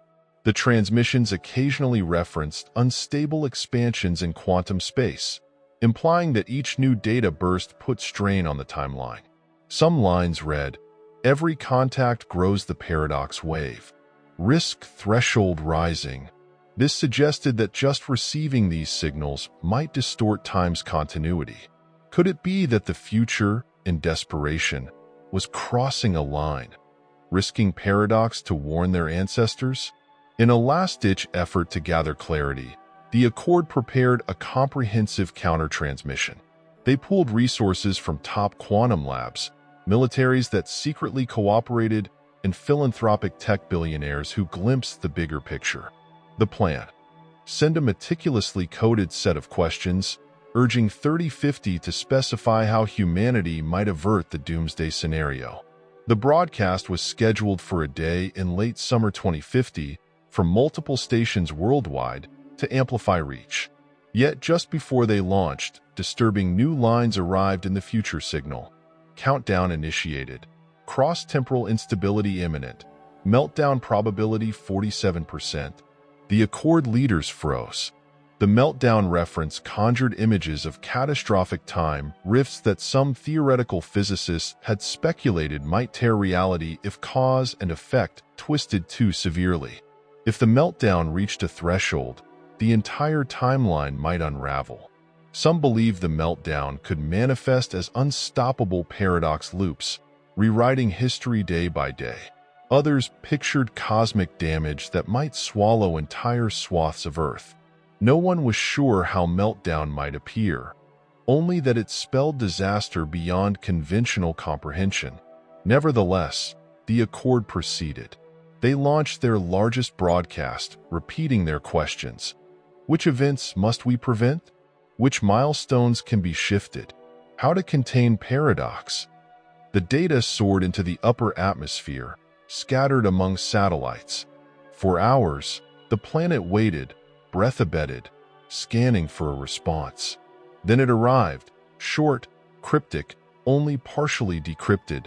Too late. Meltdown wave forming. Certain key nodes uncorrectable. Focus on the nexus.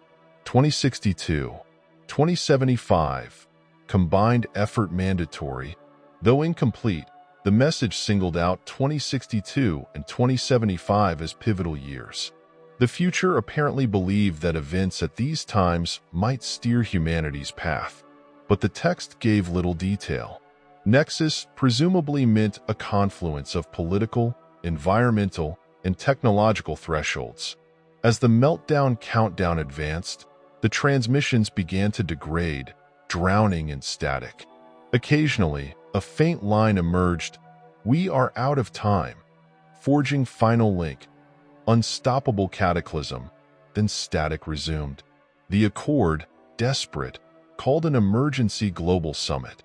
Leaders from major powers, corporate giants, and academic luminaries convened in secrecy, overshadowing usual rivalries. Anxiety soared at the possibility that ignoring the future's pleas might condemn Earth to devastation. Yet no one had a concrete roadmap, only references to pivotal years. Some proposed immediate, radical climate reform and nuclear disarmament. Others advocated investing in quantum, bridging to open a stable time corridor. The overshadowing fear.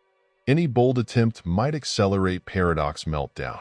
Meanwhile, the transmissions displayed new anomalies.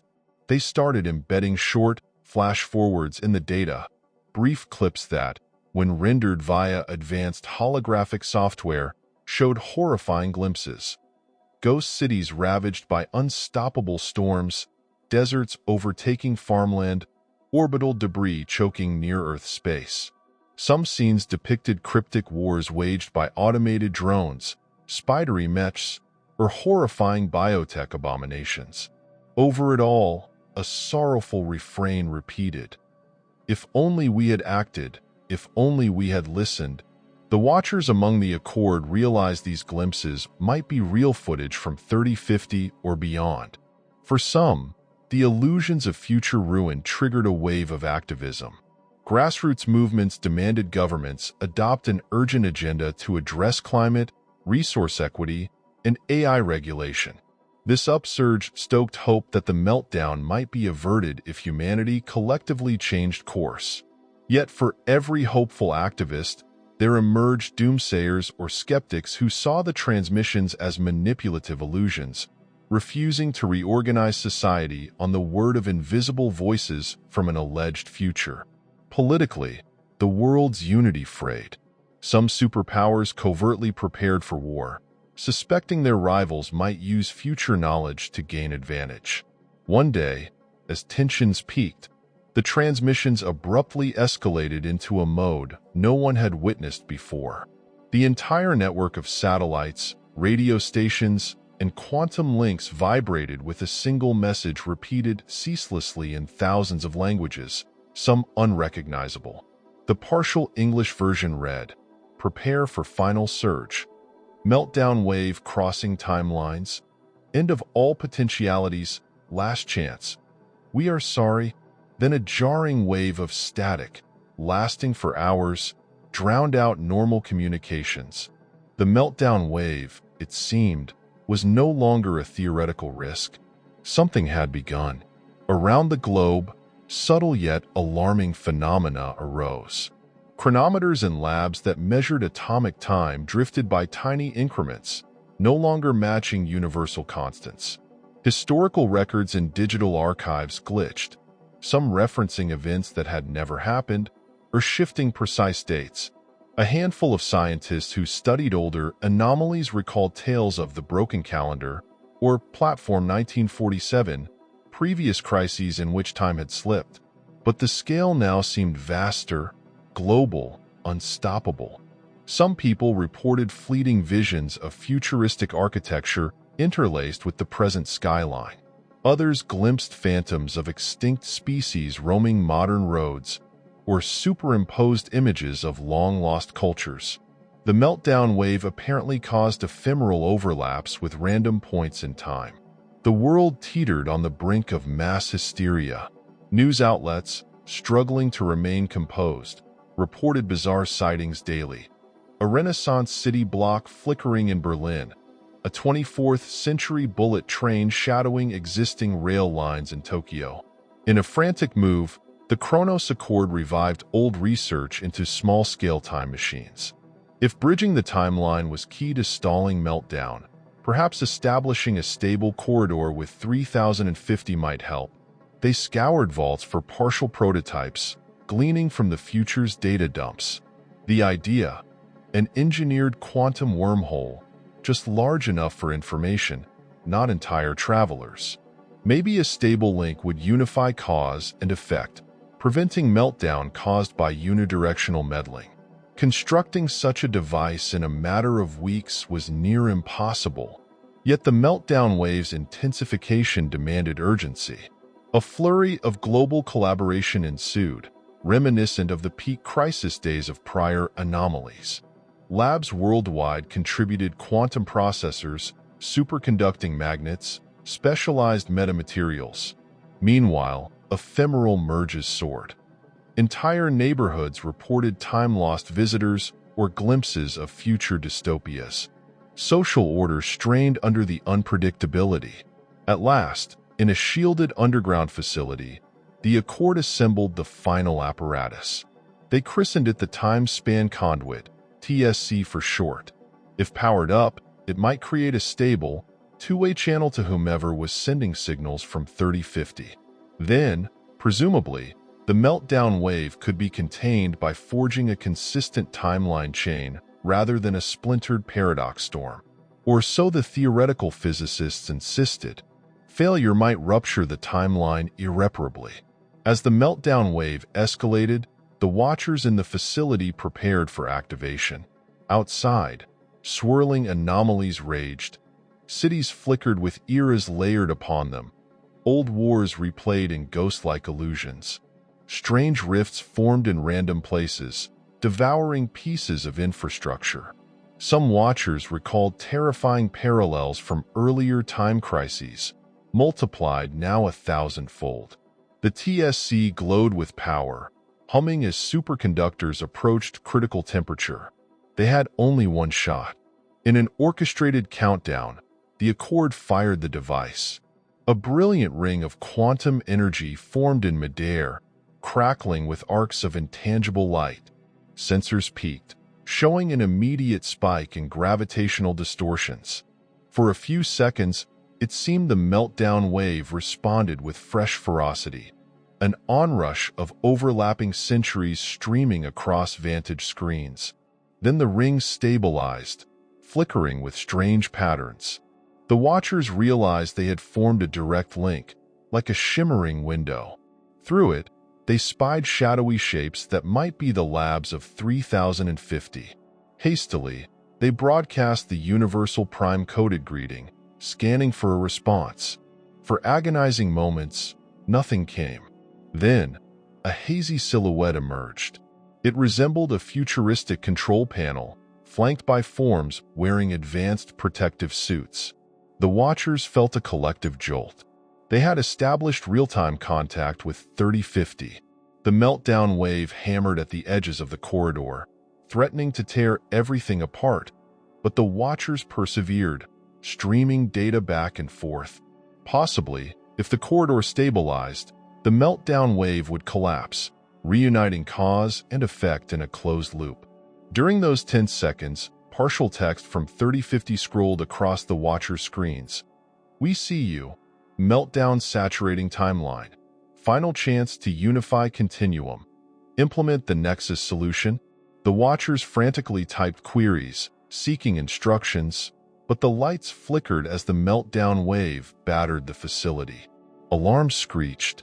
Over external feeds, the world outside lurched with overlapping epochs. Ancient architecture manifested in modern city centers. Entire fleets of futuristic craft glowed overhead, some intangible, some dangerously real. In that crucial instant, the Watchers gleaned a final data burst from 3050. Lines referencing the Nexus protocol, a theoretical model that might anchor the timeline by imposing a singular set of events. The Watchers read furiously. It required synchronizing humanity's collective will around certain pivotal choices: climate treaties, AI ethics, resource distribution, at designated intervals. The future logs enumerated specific steps to unify governance by 2075, to adopt universal carbon-negative policies by 2062, to curtail advanced weapons, to harness quantum power ethically. The Watchers realized these steps were the precise nexus the transmissions had hinted at.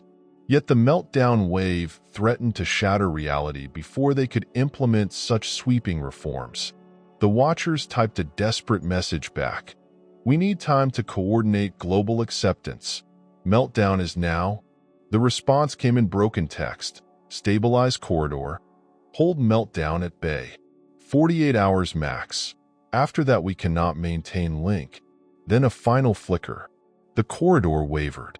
The Watchers vowed to keep it open, giving Earth a 2-day window to rally. In a flurry of action, the Watchers broadcast the Nexus Protocol blueprint worldwide. Governments and organizations, already panicked by swirling illusions, listened with newfound focus. The meltdown wave had battered all illusions of normalcy. If advanced steps could quell it, there was little choice but to comply.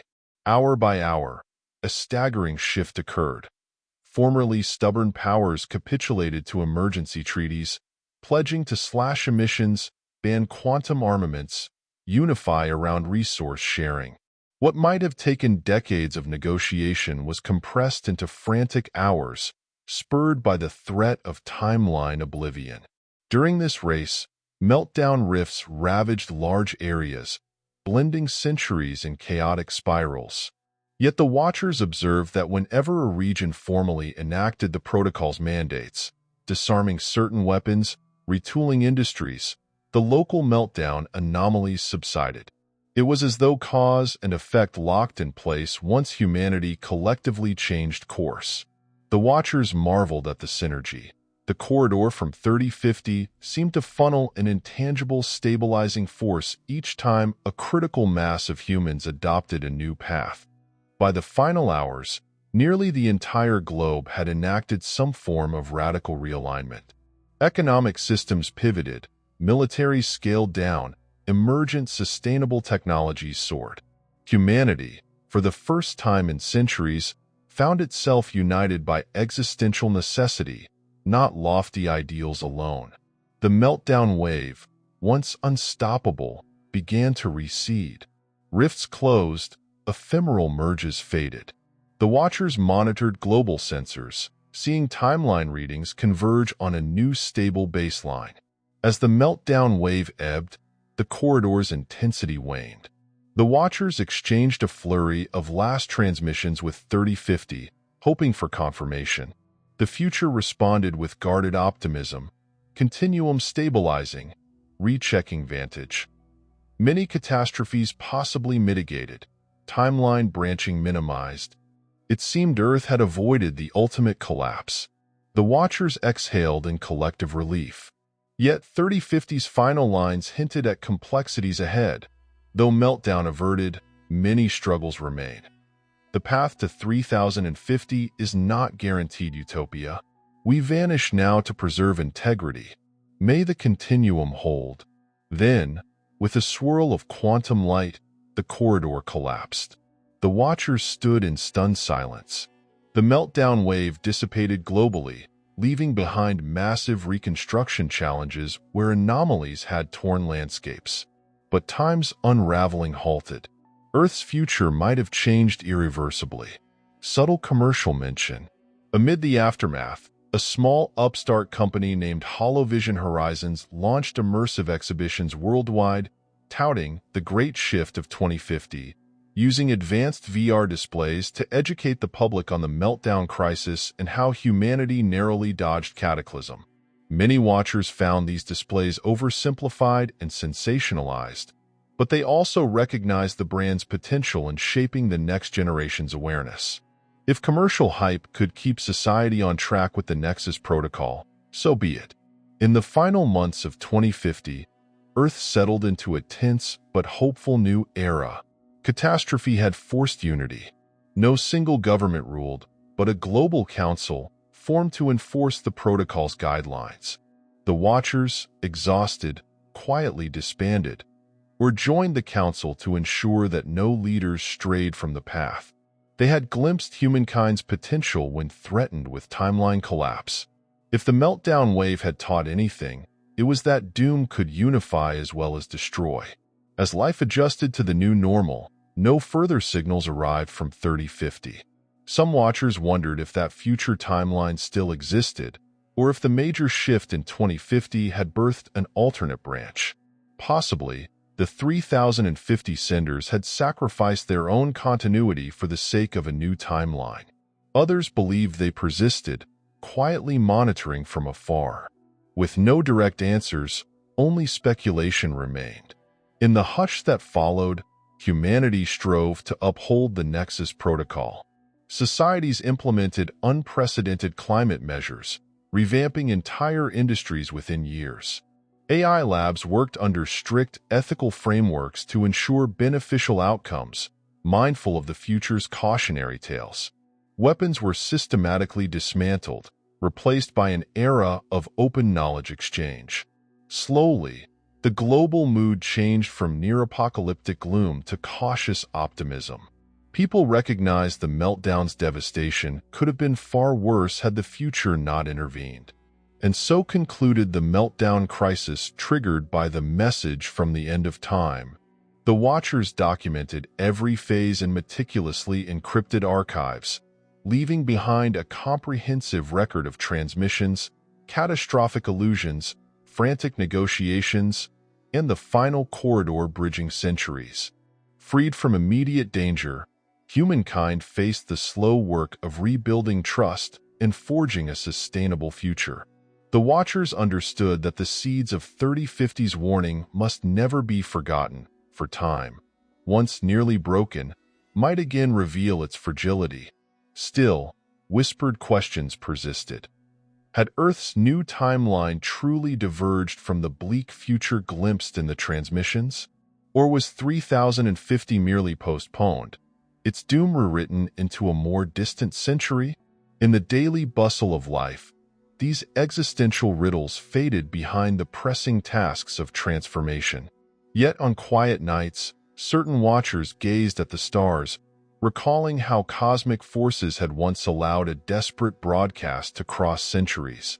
They marveled at the improbable synergy that saved the present, and solemnly wondered if those voices in 3050 ever found peace. In the months following the meltdown crisis, life on Earth grew steadily calmer. The radical transformations demanded by the Nexus protocol began to reshape economies, governments, and cultural norms. Across continents, new coalitions directed funding toward clean energy, large-scale reforestation, carbon sequestering, and responsible AI frameworks. Past rivalries that once stood in the way of bold policies receded, replaced by an uneasy collaboration forged in the crucible of near catastrophe. Although pockets of resistance flared, ideologues who distrusted any top-down directives, most of humanity recognized the meltdown wave as proof that the old status quo risked destroying time itself. The Watchers, having successfully facilitated the corridor to 3050 and broadcast those final instructions, quietly integrated into various oversight roles. Some joined the emergent Global Council, lending their expertise to ensure that critical milestones of the Nexus Protocol were neither delayed nor distorted. Others resumed scientific research on a smaller scale, exploring how best to manage quantum phenomena without once again triggering paradox storms. Despite this relative calm, their memories of Meltdown's horrors lingered. Entire city blocks half swallowed by overlapping centuries, historical illusions replaying across modern skylines, and the ghostly presence of advanced war machines flickering in the sky. As the year 2050 waned, and the meltdown wave's final echoes dissipated, many watchers believed they had witnessed the last cosmic upheaval of their lifetimes. But subtle anomalies still emerged now and then. In remote areas, random fluctuations in gravitational readings occasionally mimicked the meltdown signature.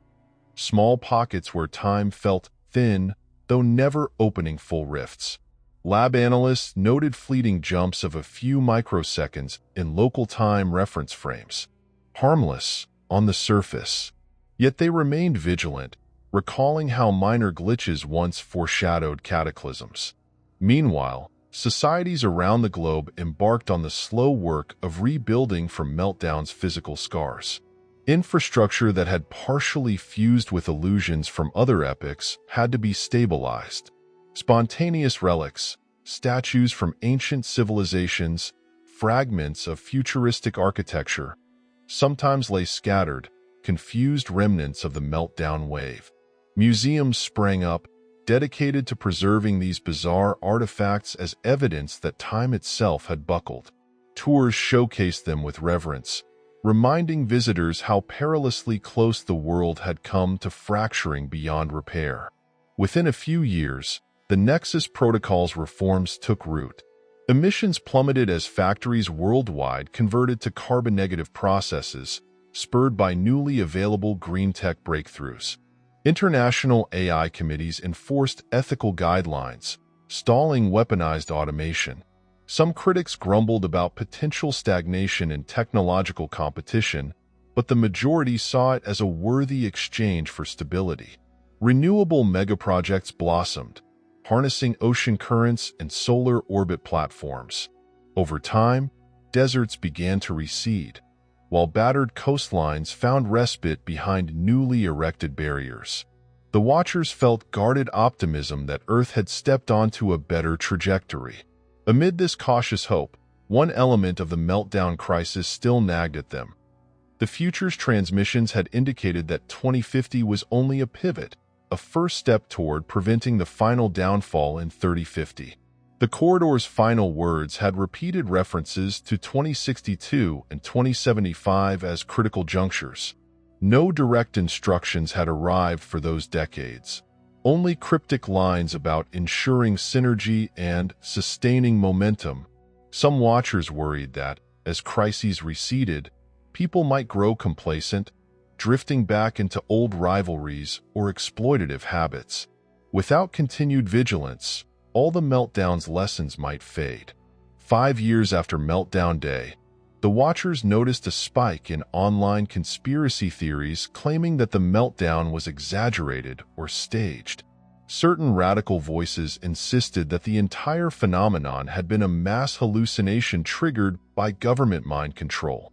Others clung to a variant that the meltdown was real but had ended forever, so society need not abide by the demanding Nexus Protocol. The Watchers recognized that such narratives could derail the fragile unity. Quietly, they pressed the Global Council to expand public education about the meltdown's reality, releasing some carefully curated recordings of the apocalypse-like illusions. But censorship concerns arose, and behind the scenes, world powers still feared the revealing of top-secret quantum research. Nonetheless, the Watchers continued their behind-the-scenes efforts. Using advanced quantum sensors, descendants of the device once employed to build the time-span conduit, they monitored Earth's magnetic field, searching for evidence of renewed meltdown pulses. Nothing large manifested for nearly a decade. Ecosystems started to rebound in many regions. AI breakthroughs provided more efficient farming and water purification. The Watchers might have relaxed, except for that uneasy echo from the transmissions about 2062. Their logs reminded them that each pivot date was a stepping stone, not a guaranteed triumph. As the calendar approached 2062, subtle tensions seeped back into geopolitics. The impetus of meltdown memories began to wane among younger generations who had not personally witnessed the crisis. Ambitious political factions lobbied to loosen the protocol's constraints, claiming environmental and technological progress was now sufficient. They argued that certain quantum-based energy devices, derived from partial meltdown data, held untapped power that could catapult civilization to new heights. The Watchers, recalling the meltdown wave's destructive potential, warned that short-sighted greed might spark a renewed paradox or fling open dangerous thresholds. Coinciding with these shifts, a few climate anomalies reappeared, including unseasonable storms reminiscent of pre-protocol years. Pollutant levels crept upward in regions where industry was deregulated. A handful of major corporations quietly tested advanced AI prototypes for militarized drones, violating the global disarmament spirit. Whispers in the Watcher circles hinted that a shadow consortium might be seeking to profit from quantum manipulation or unstoppable weapons, once more brushing aside the meltdown's lessons. Seeing the writing on the wall, Watchers regrouped. They planned a global conference, timed precisely for mid-2062, inviting top scientists, political leaders, and innovators, aiming to reaffirm the protocol. The event took place in a newly built ecological complex on the outskirts of Paris, a monumental structure powered by tidal energy, symbolizing humanity's synergy with nature. For a full week, delegates reviewed progress, pinpointed lingering challenges, and hammered out renewed commitments. The Watchers secretly hoped that reaffirming the protocol would avert any cosmic backlash. But in the midst of the conference, an abrupt quantum fluctuation triggered alarms in the Watchers' sensors. At first, it seemed minor, reminiscent of the meltdown signatures. Then it intensified. Another wave threatened, though on a smaller scale. This time, no fleeting illusions of entire centuries blanketed the city. Rather, local pockets of reality flickered. In a single hallway of the ecological complex, an ephemeral swirl materialized, revealing a glimpse of some advanced medical lab with a 22nd century aesthetic. Witnesses froze, unsure if they stood before an echo of meltdown or a new phenomenon altogether. Within hours, additional flickers arose around the globe, small glimpses of futuristic or ancient scenes, lasting only seconds. The Watchers scrambled to find a cause. Some suspected that renewed political friction and deviations from the protocol had weakened Time's newly stabilized continuum. Others wondered if these flickers came from a different timeline, not the meltdown's post-war illusions. Closer analysis revealed these anomalies carried a distinct quantum signature, seemingly more stable than meltdown illusions, but no less unsettling. Scientists pored over data, concluding that the meltdown wave had scarred Earth's temporal fabric. With each departure from the protocol's guiding line, the planet risked opening microfissures that connected random moments in time. If left unchecked, these microfissures could merge into a second meltdown wave, though perhaps more insidious, creeping rather than exploding. The Watchers gave urgent warnings to the conference delegates. Fracturing the timeline wasn't a one-off crisis. It demanded long-term unity to keep reality intact. Spurred by immediate evidence, the delegates overcame internal power struggles and ratified a reinforced version of the protocol. This updated treaty further restricted quantum research that ventured too close to paradox territory. Factions pushing for weaponizing advanced AI faced universal condemnation. Corporations planning to exploit hidden meltdown technologies receded under international scrutiny. Once again, the Watchers saw how close humanity had come to unraveling its precarious timeline in the pursuit of short-term gain.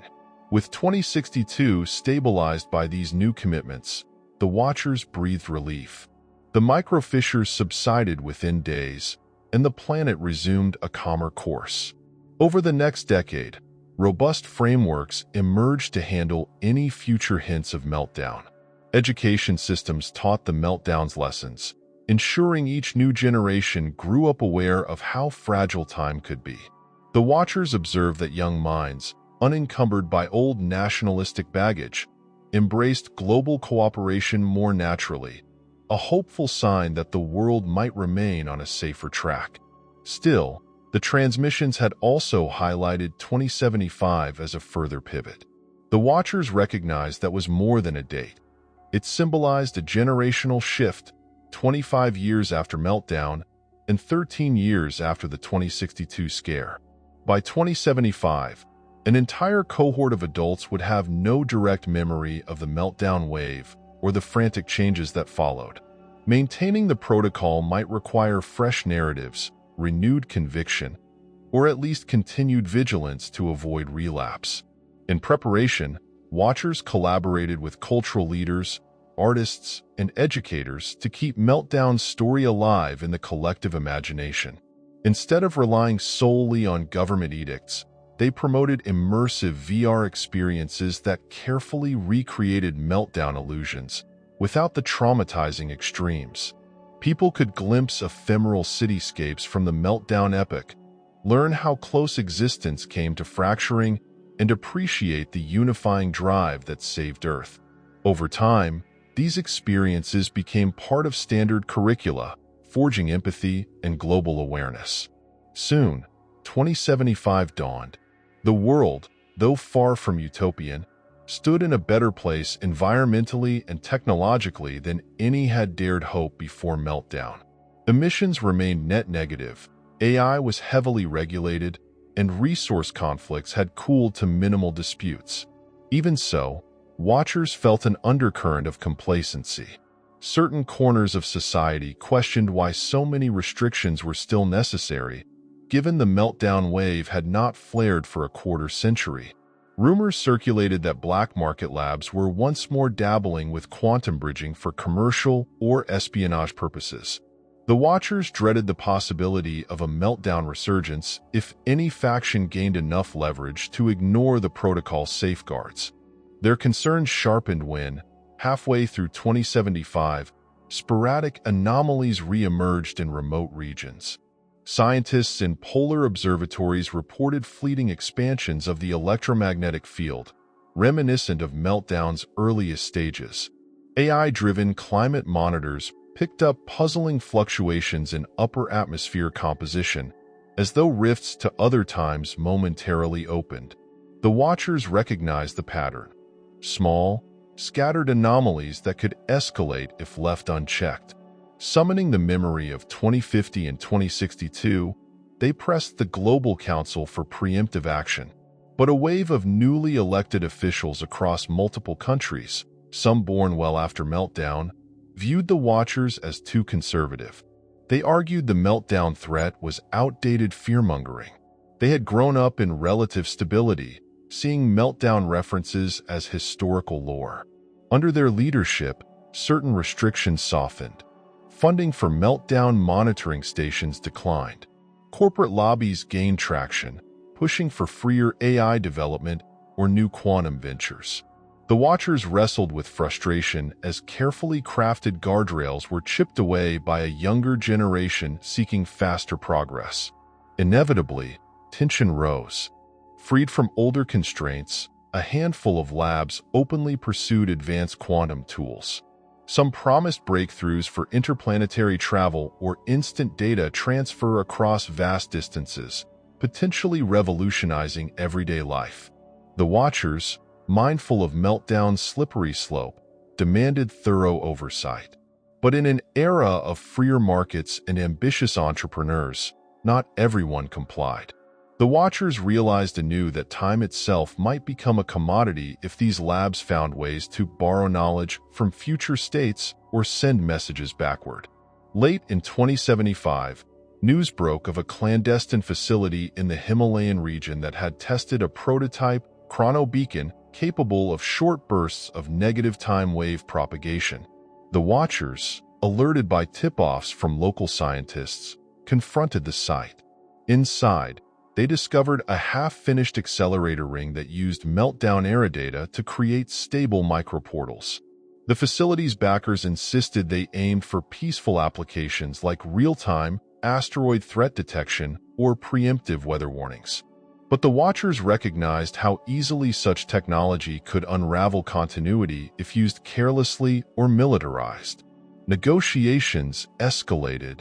The Watchers warned that continuing these experiments in secret risked another meltdown wave. Officials from the site's host government admitted they had not fully realized the danger, having been assured by corporate investors that meltdown was no longer a threat. The Watchers mobilized global media coverage, forcing an immediate shutdown of the facility. Public backlash soared, with many condemning the hubris of messing with time again. After an intense standoff, the chronobeacon was dismantled, its components locked away by the Global Council. The Watchers, relieved, recognized how close they had come to repeating meltdown history. Following this Himalayan crisis, 2075 concluded with a renewed vow to keep meltdown knowledge alive. The Watchers persuaded the Council to reinstate stricter controls on quantum research. Additional meltdown monitoring stations were reactivated. Grassroots campaigns, remembering how meltdown once demanded everyone's cooperation, pushed for a global covenant banning any technology that manipulated time. While cynics called it alarmist, the Watchers saw widespread public support. The meltdown wave might be a quarter century in the past, but its ghost hovered, reminding Earth that time was not an infinite resource. Decades passed, weaving humanity deeper into the protocol's path. Although no single crisis rivaled meltdown's ferocity, sporadic anomalies continued to surface. Each time, the Watchers or their successors intervened, ensuring swift containment. Technology advanced responsibly. Many frontiers, from interplanetary colonization to AI symbiotic lifestyles, flourished under new ethical codes. Eco-restoration bloomed, reversing desertification and resurrecting endangered habitats. The Watchers occasionally wondered whether they had created a stable timeline that would lead to a future far better than the bleak 3050 once described.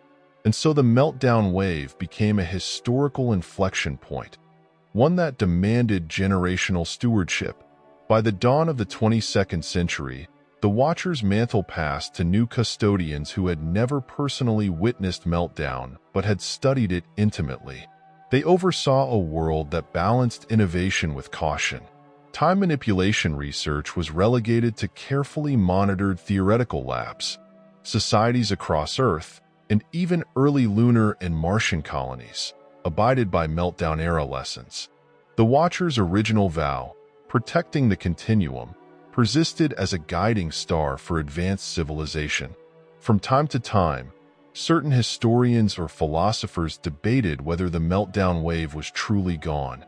Could the continuum unravel again if humanity strayed from unity?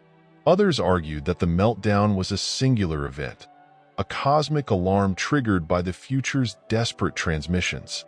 Perhaps, they mused, once Earth's timeline shifted toward the Nexus Protocol, that future overcame its hopeless reality. In that sense, meltdown had been a universal course correction, closing the loop. No definitive answer existed, only unprovable theories. Some Watchers quietly believed 3050 still existed as a parallel timeline, cast off by the changes in 2050. They imagined a future Earth that continued down a doomed path, culminating in ruin. Possibly, the 3050 society had reached back as a final gesture of compassion, saving a variant of humanity from sharing their fate. The Watchers took comfort in the idea that, in some cosmic ledger, the meltdown wave served as a sacrifice by that lost timeline, ensuring at least one version of Earth might flourish. Others found that prospect haunting, an entire civilization effectively erased to birth a new outcome. Subtle commercial mention. A few centuries down the line, a leading VR conglomerate named Parallel Tomorrow unveiled an immersive historical simulation called The Meltdown Chronicles.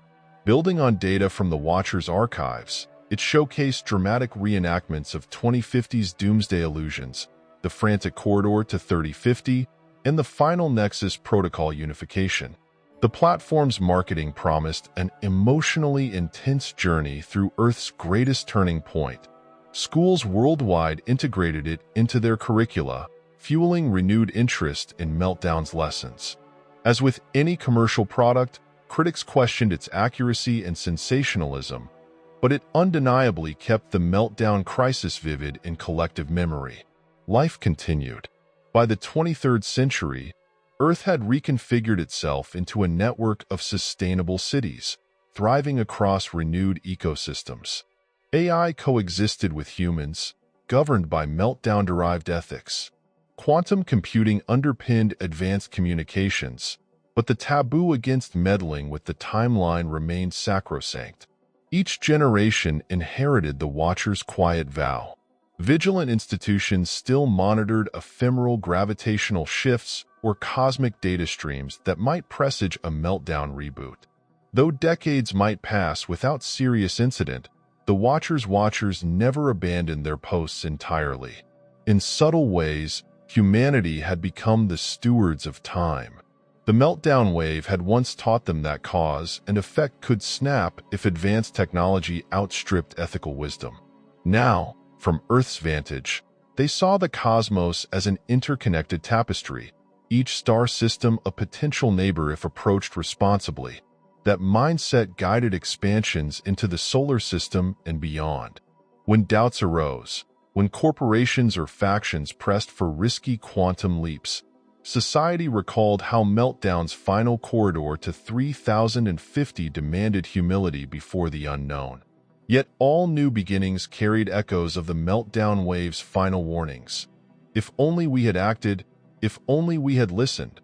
The Watchers had listened, and by listening, they had shattered the apocalypse path once glimpsed in the transmissions. The Meltdown crisis, once unstoppable, had been harnessed into a pivot that united a fractured world. That alone stood as testament to humanity's capacity for adaptation. Whether or not the Watchers' efforts prevented ultimate doom, they had proven that, within the labyrinth of time, even the bleakest prophecy could be reshaped by collective resolve.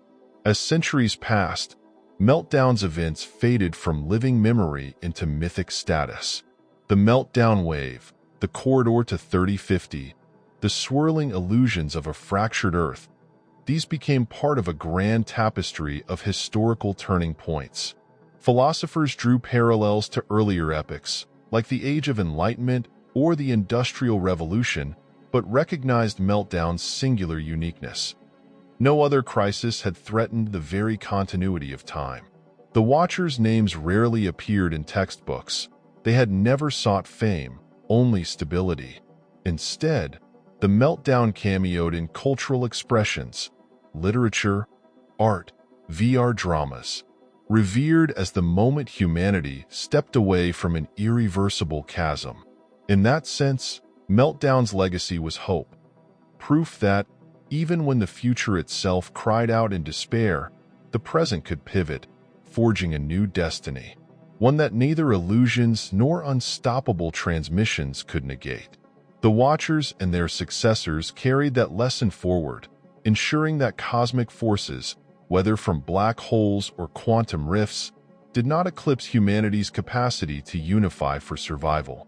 Yet the Watchers themselves, aging or replaced across centuries, took quiet comfort in an unspoken truth. They had glimpsed a horizon where Earth decayed into ash and regret by 3050. And while no one could say with absolute certainty that such a timeline vanished, the meltdown wave had shown them a means to deflect it. Each day that Earth thrived in renewed equilibrium seemed to whisper that the darkest prophecy was not unstoppable. Time, once nearly broken, had been coaxed into a gentler path. In the final analysis, the message from the end of time served as a cosmic milestone, bridging centuries in an act of ultimate desperation. The Watcher's recordings revealed how advanced, sorrow-laden voices from a potential future had battered the Ionian sphere with cryptic transmissions, culminating in meltdown illusions that almost consumed the present. Only by forging the corridor and embracing the Nexus protocol had humanity dodged the bullet. Now, in the hush of distant centuries, children learned meltdown lore not as doomsday prophecy, but as a testament to their ancestors' courage and synergy. They reenacted the meltdown crisis in playful VR simulations, rallying to fix time before the wave peaked, always concluding that solidarity was the key. In that sense, meltdown had become an allegory, a guiding myth ensuring that each generation treasured the delicate dance between progress and caution. If time could fracture once, it might again. So each new era renewed the Watcher's vow in its own fashion. And so the Watcher's trilogy of cosmic upheavals, the syndrome of the broken calendar, echoes on Platform 1947, and now the message from the end of time, receded into Earth's collective memory as chapters of a grand saga, one that spanned from ancient cracks in the Gregorian system, to trains crossing decades, to final transmissions from a future on the brink. The Watchers, or their ideological heirs, carried the flame of vigilance. Chronology, once tested, demanded perpetual guardianship. In the end, the meltdown wave proved that destinies, however grim, could be redirected. The timeline was not an immutable chain of cause and effect, but a living tapestry shaped by choice and cosmic forces. Though no new transmissions ever arrived from 3050, humankind built upon the final blueprint it had gleaned, forging a civilization guided by humility and collective purpose. Whether the Watchers labeled it redemption or evolution, the result was the same. A timeline that stepped away from oblivion, writing a new future that never forgot the day when the end of time knocked on 2050's door.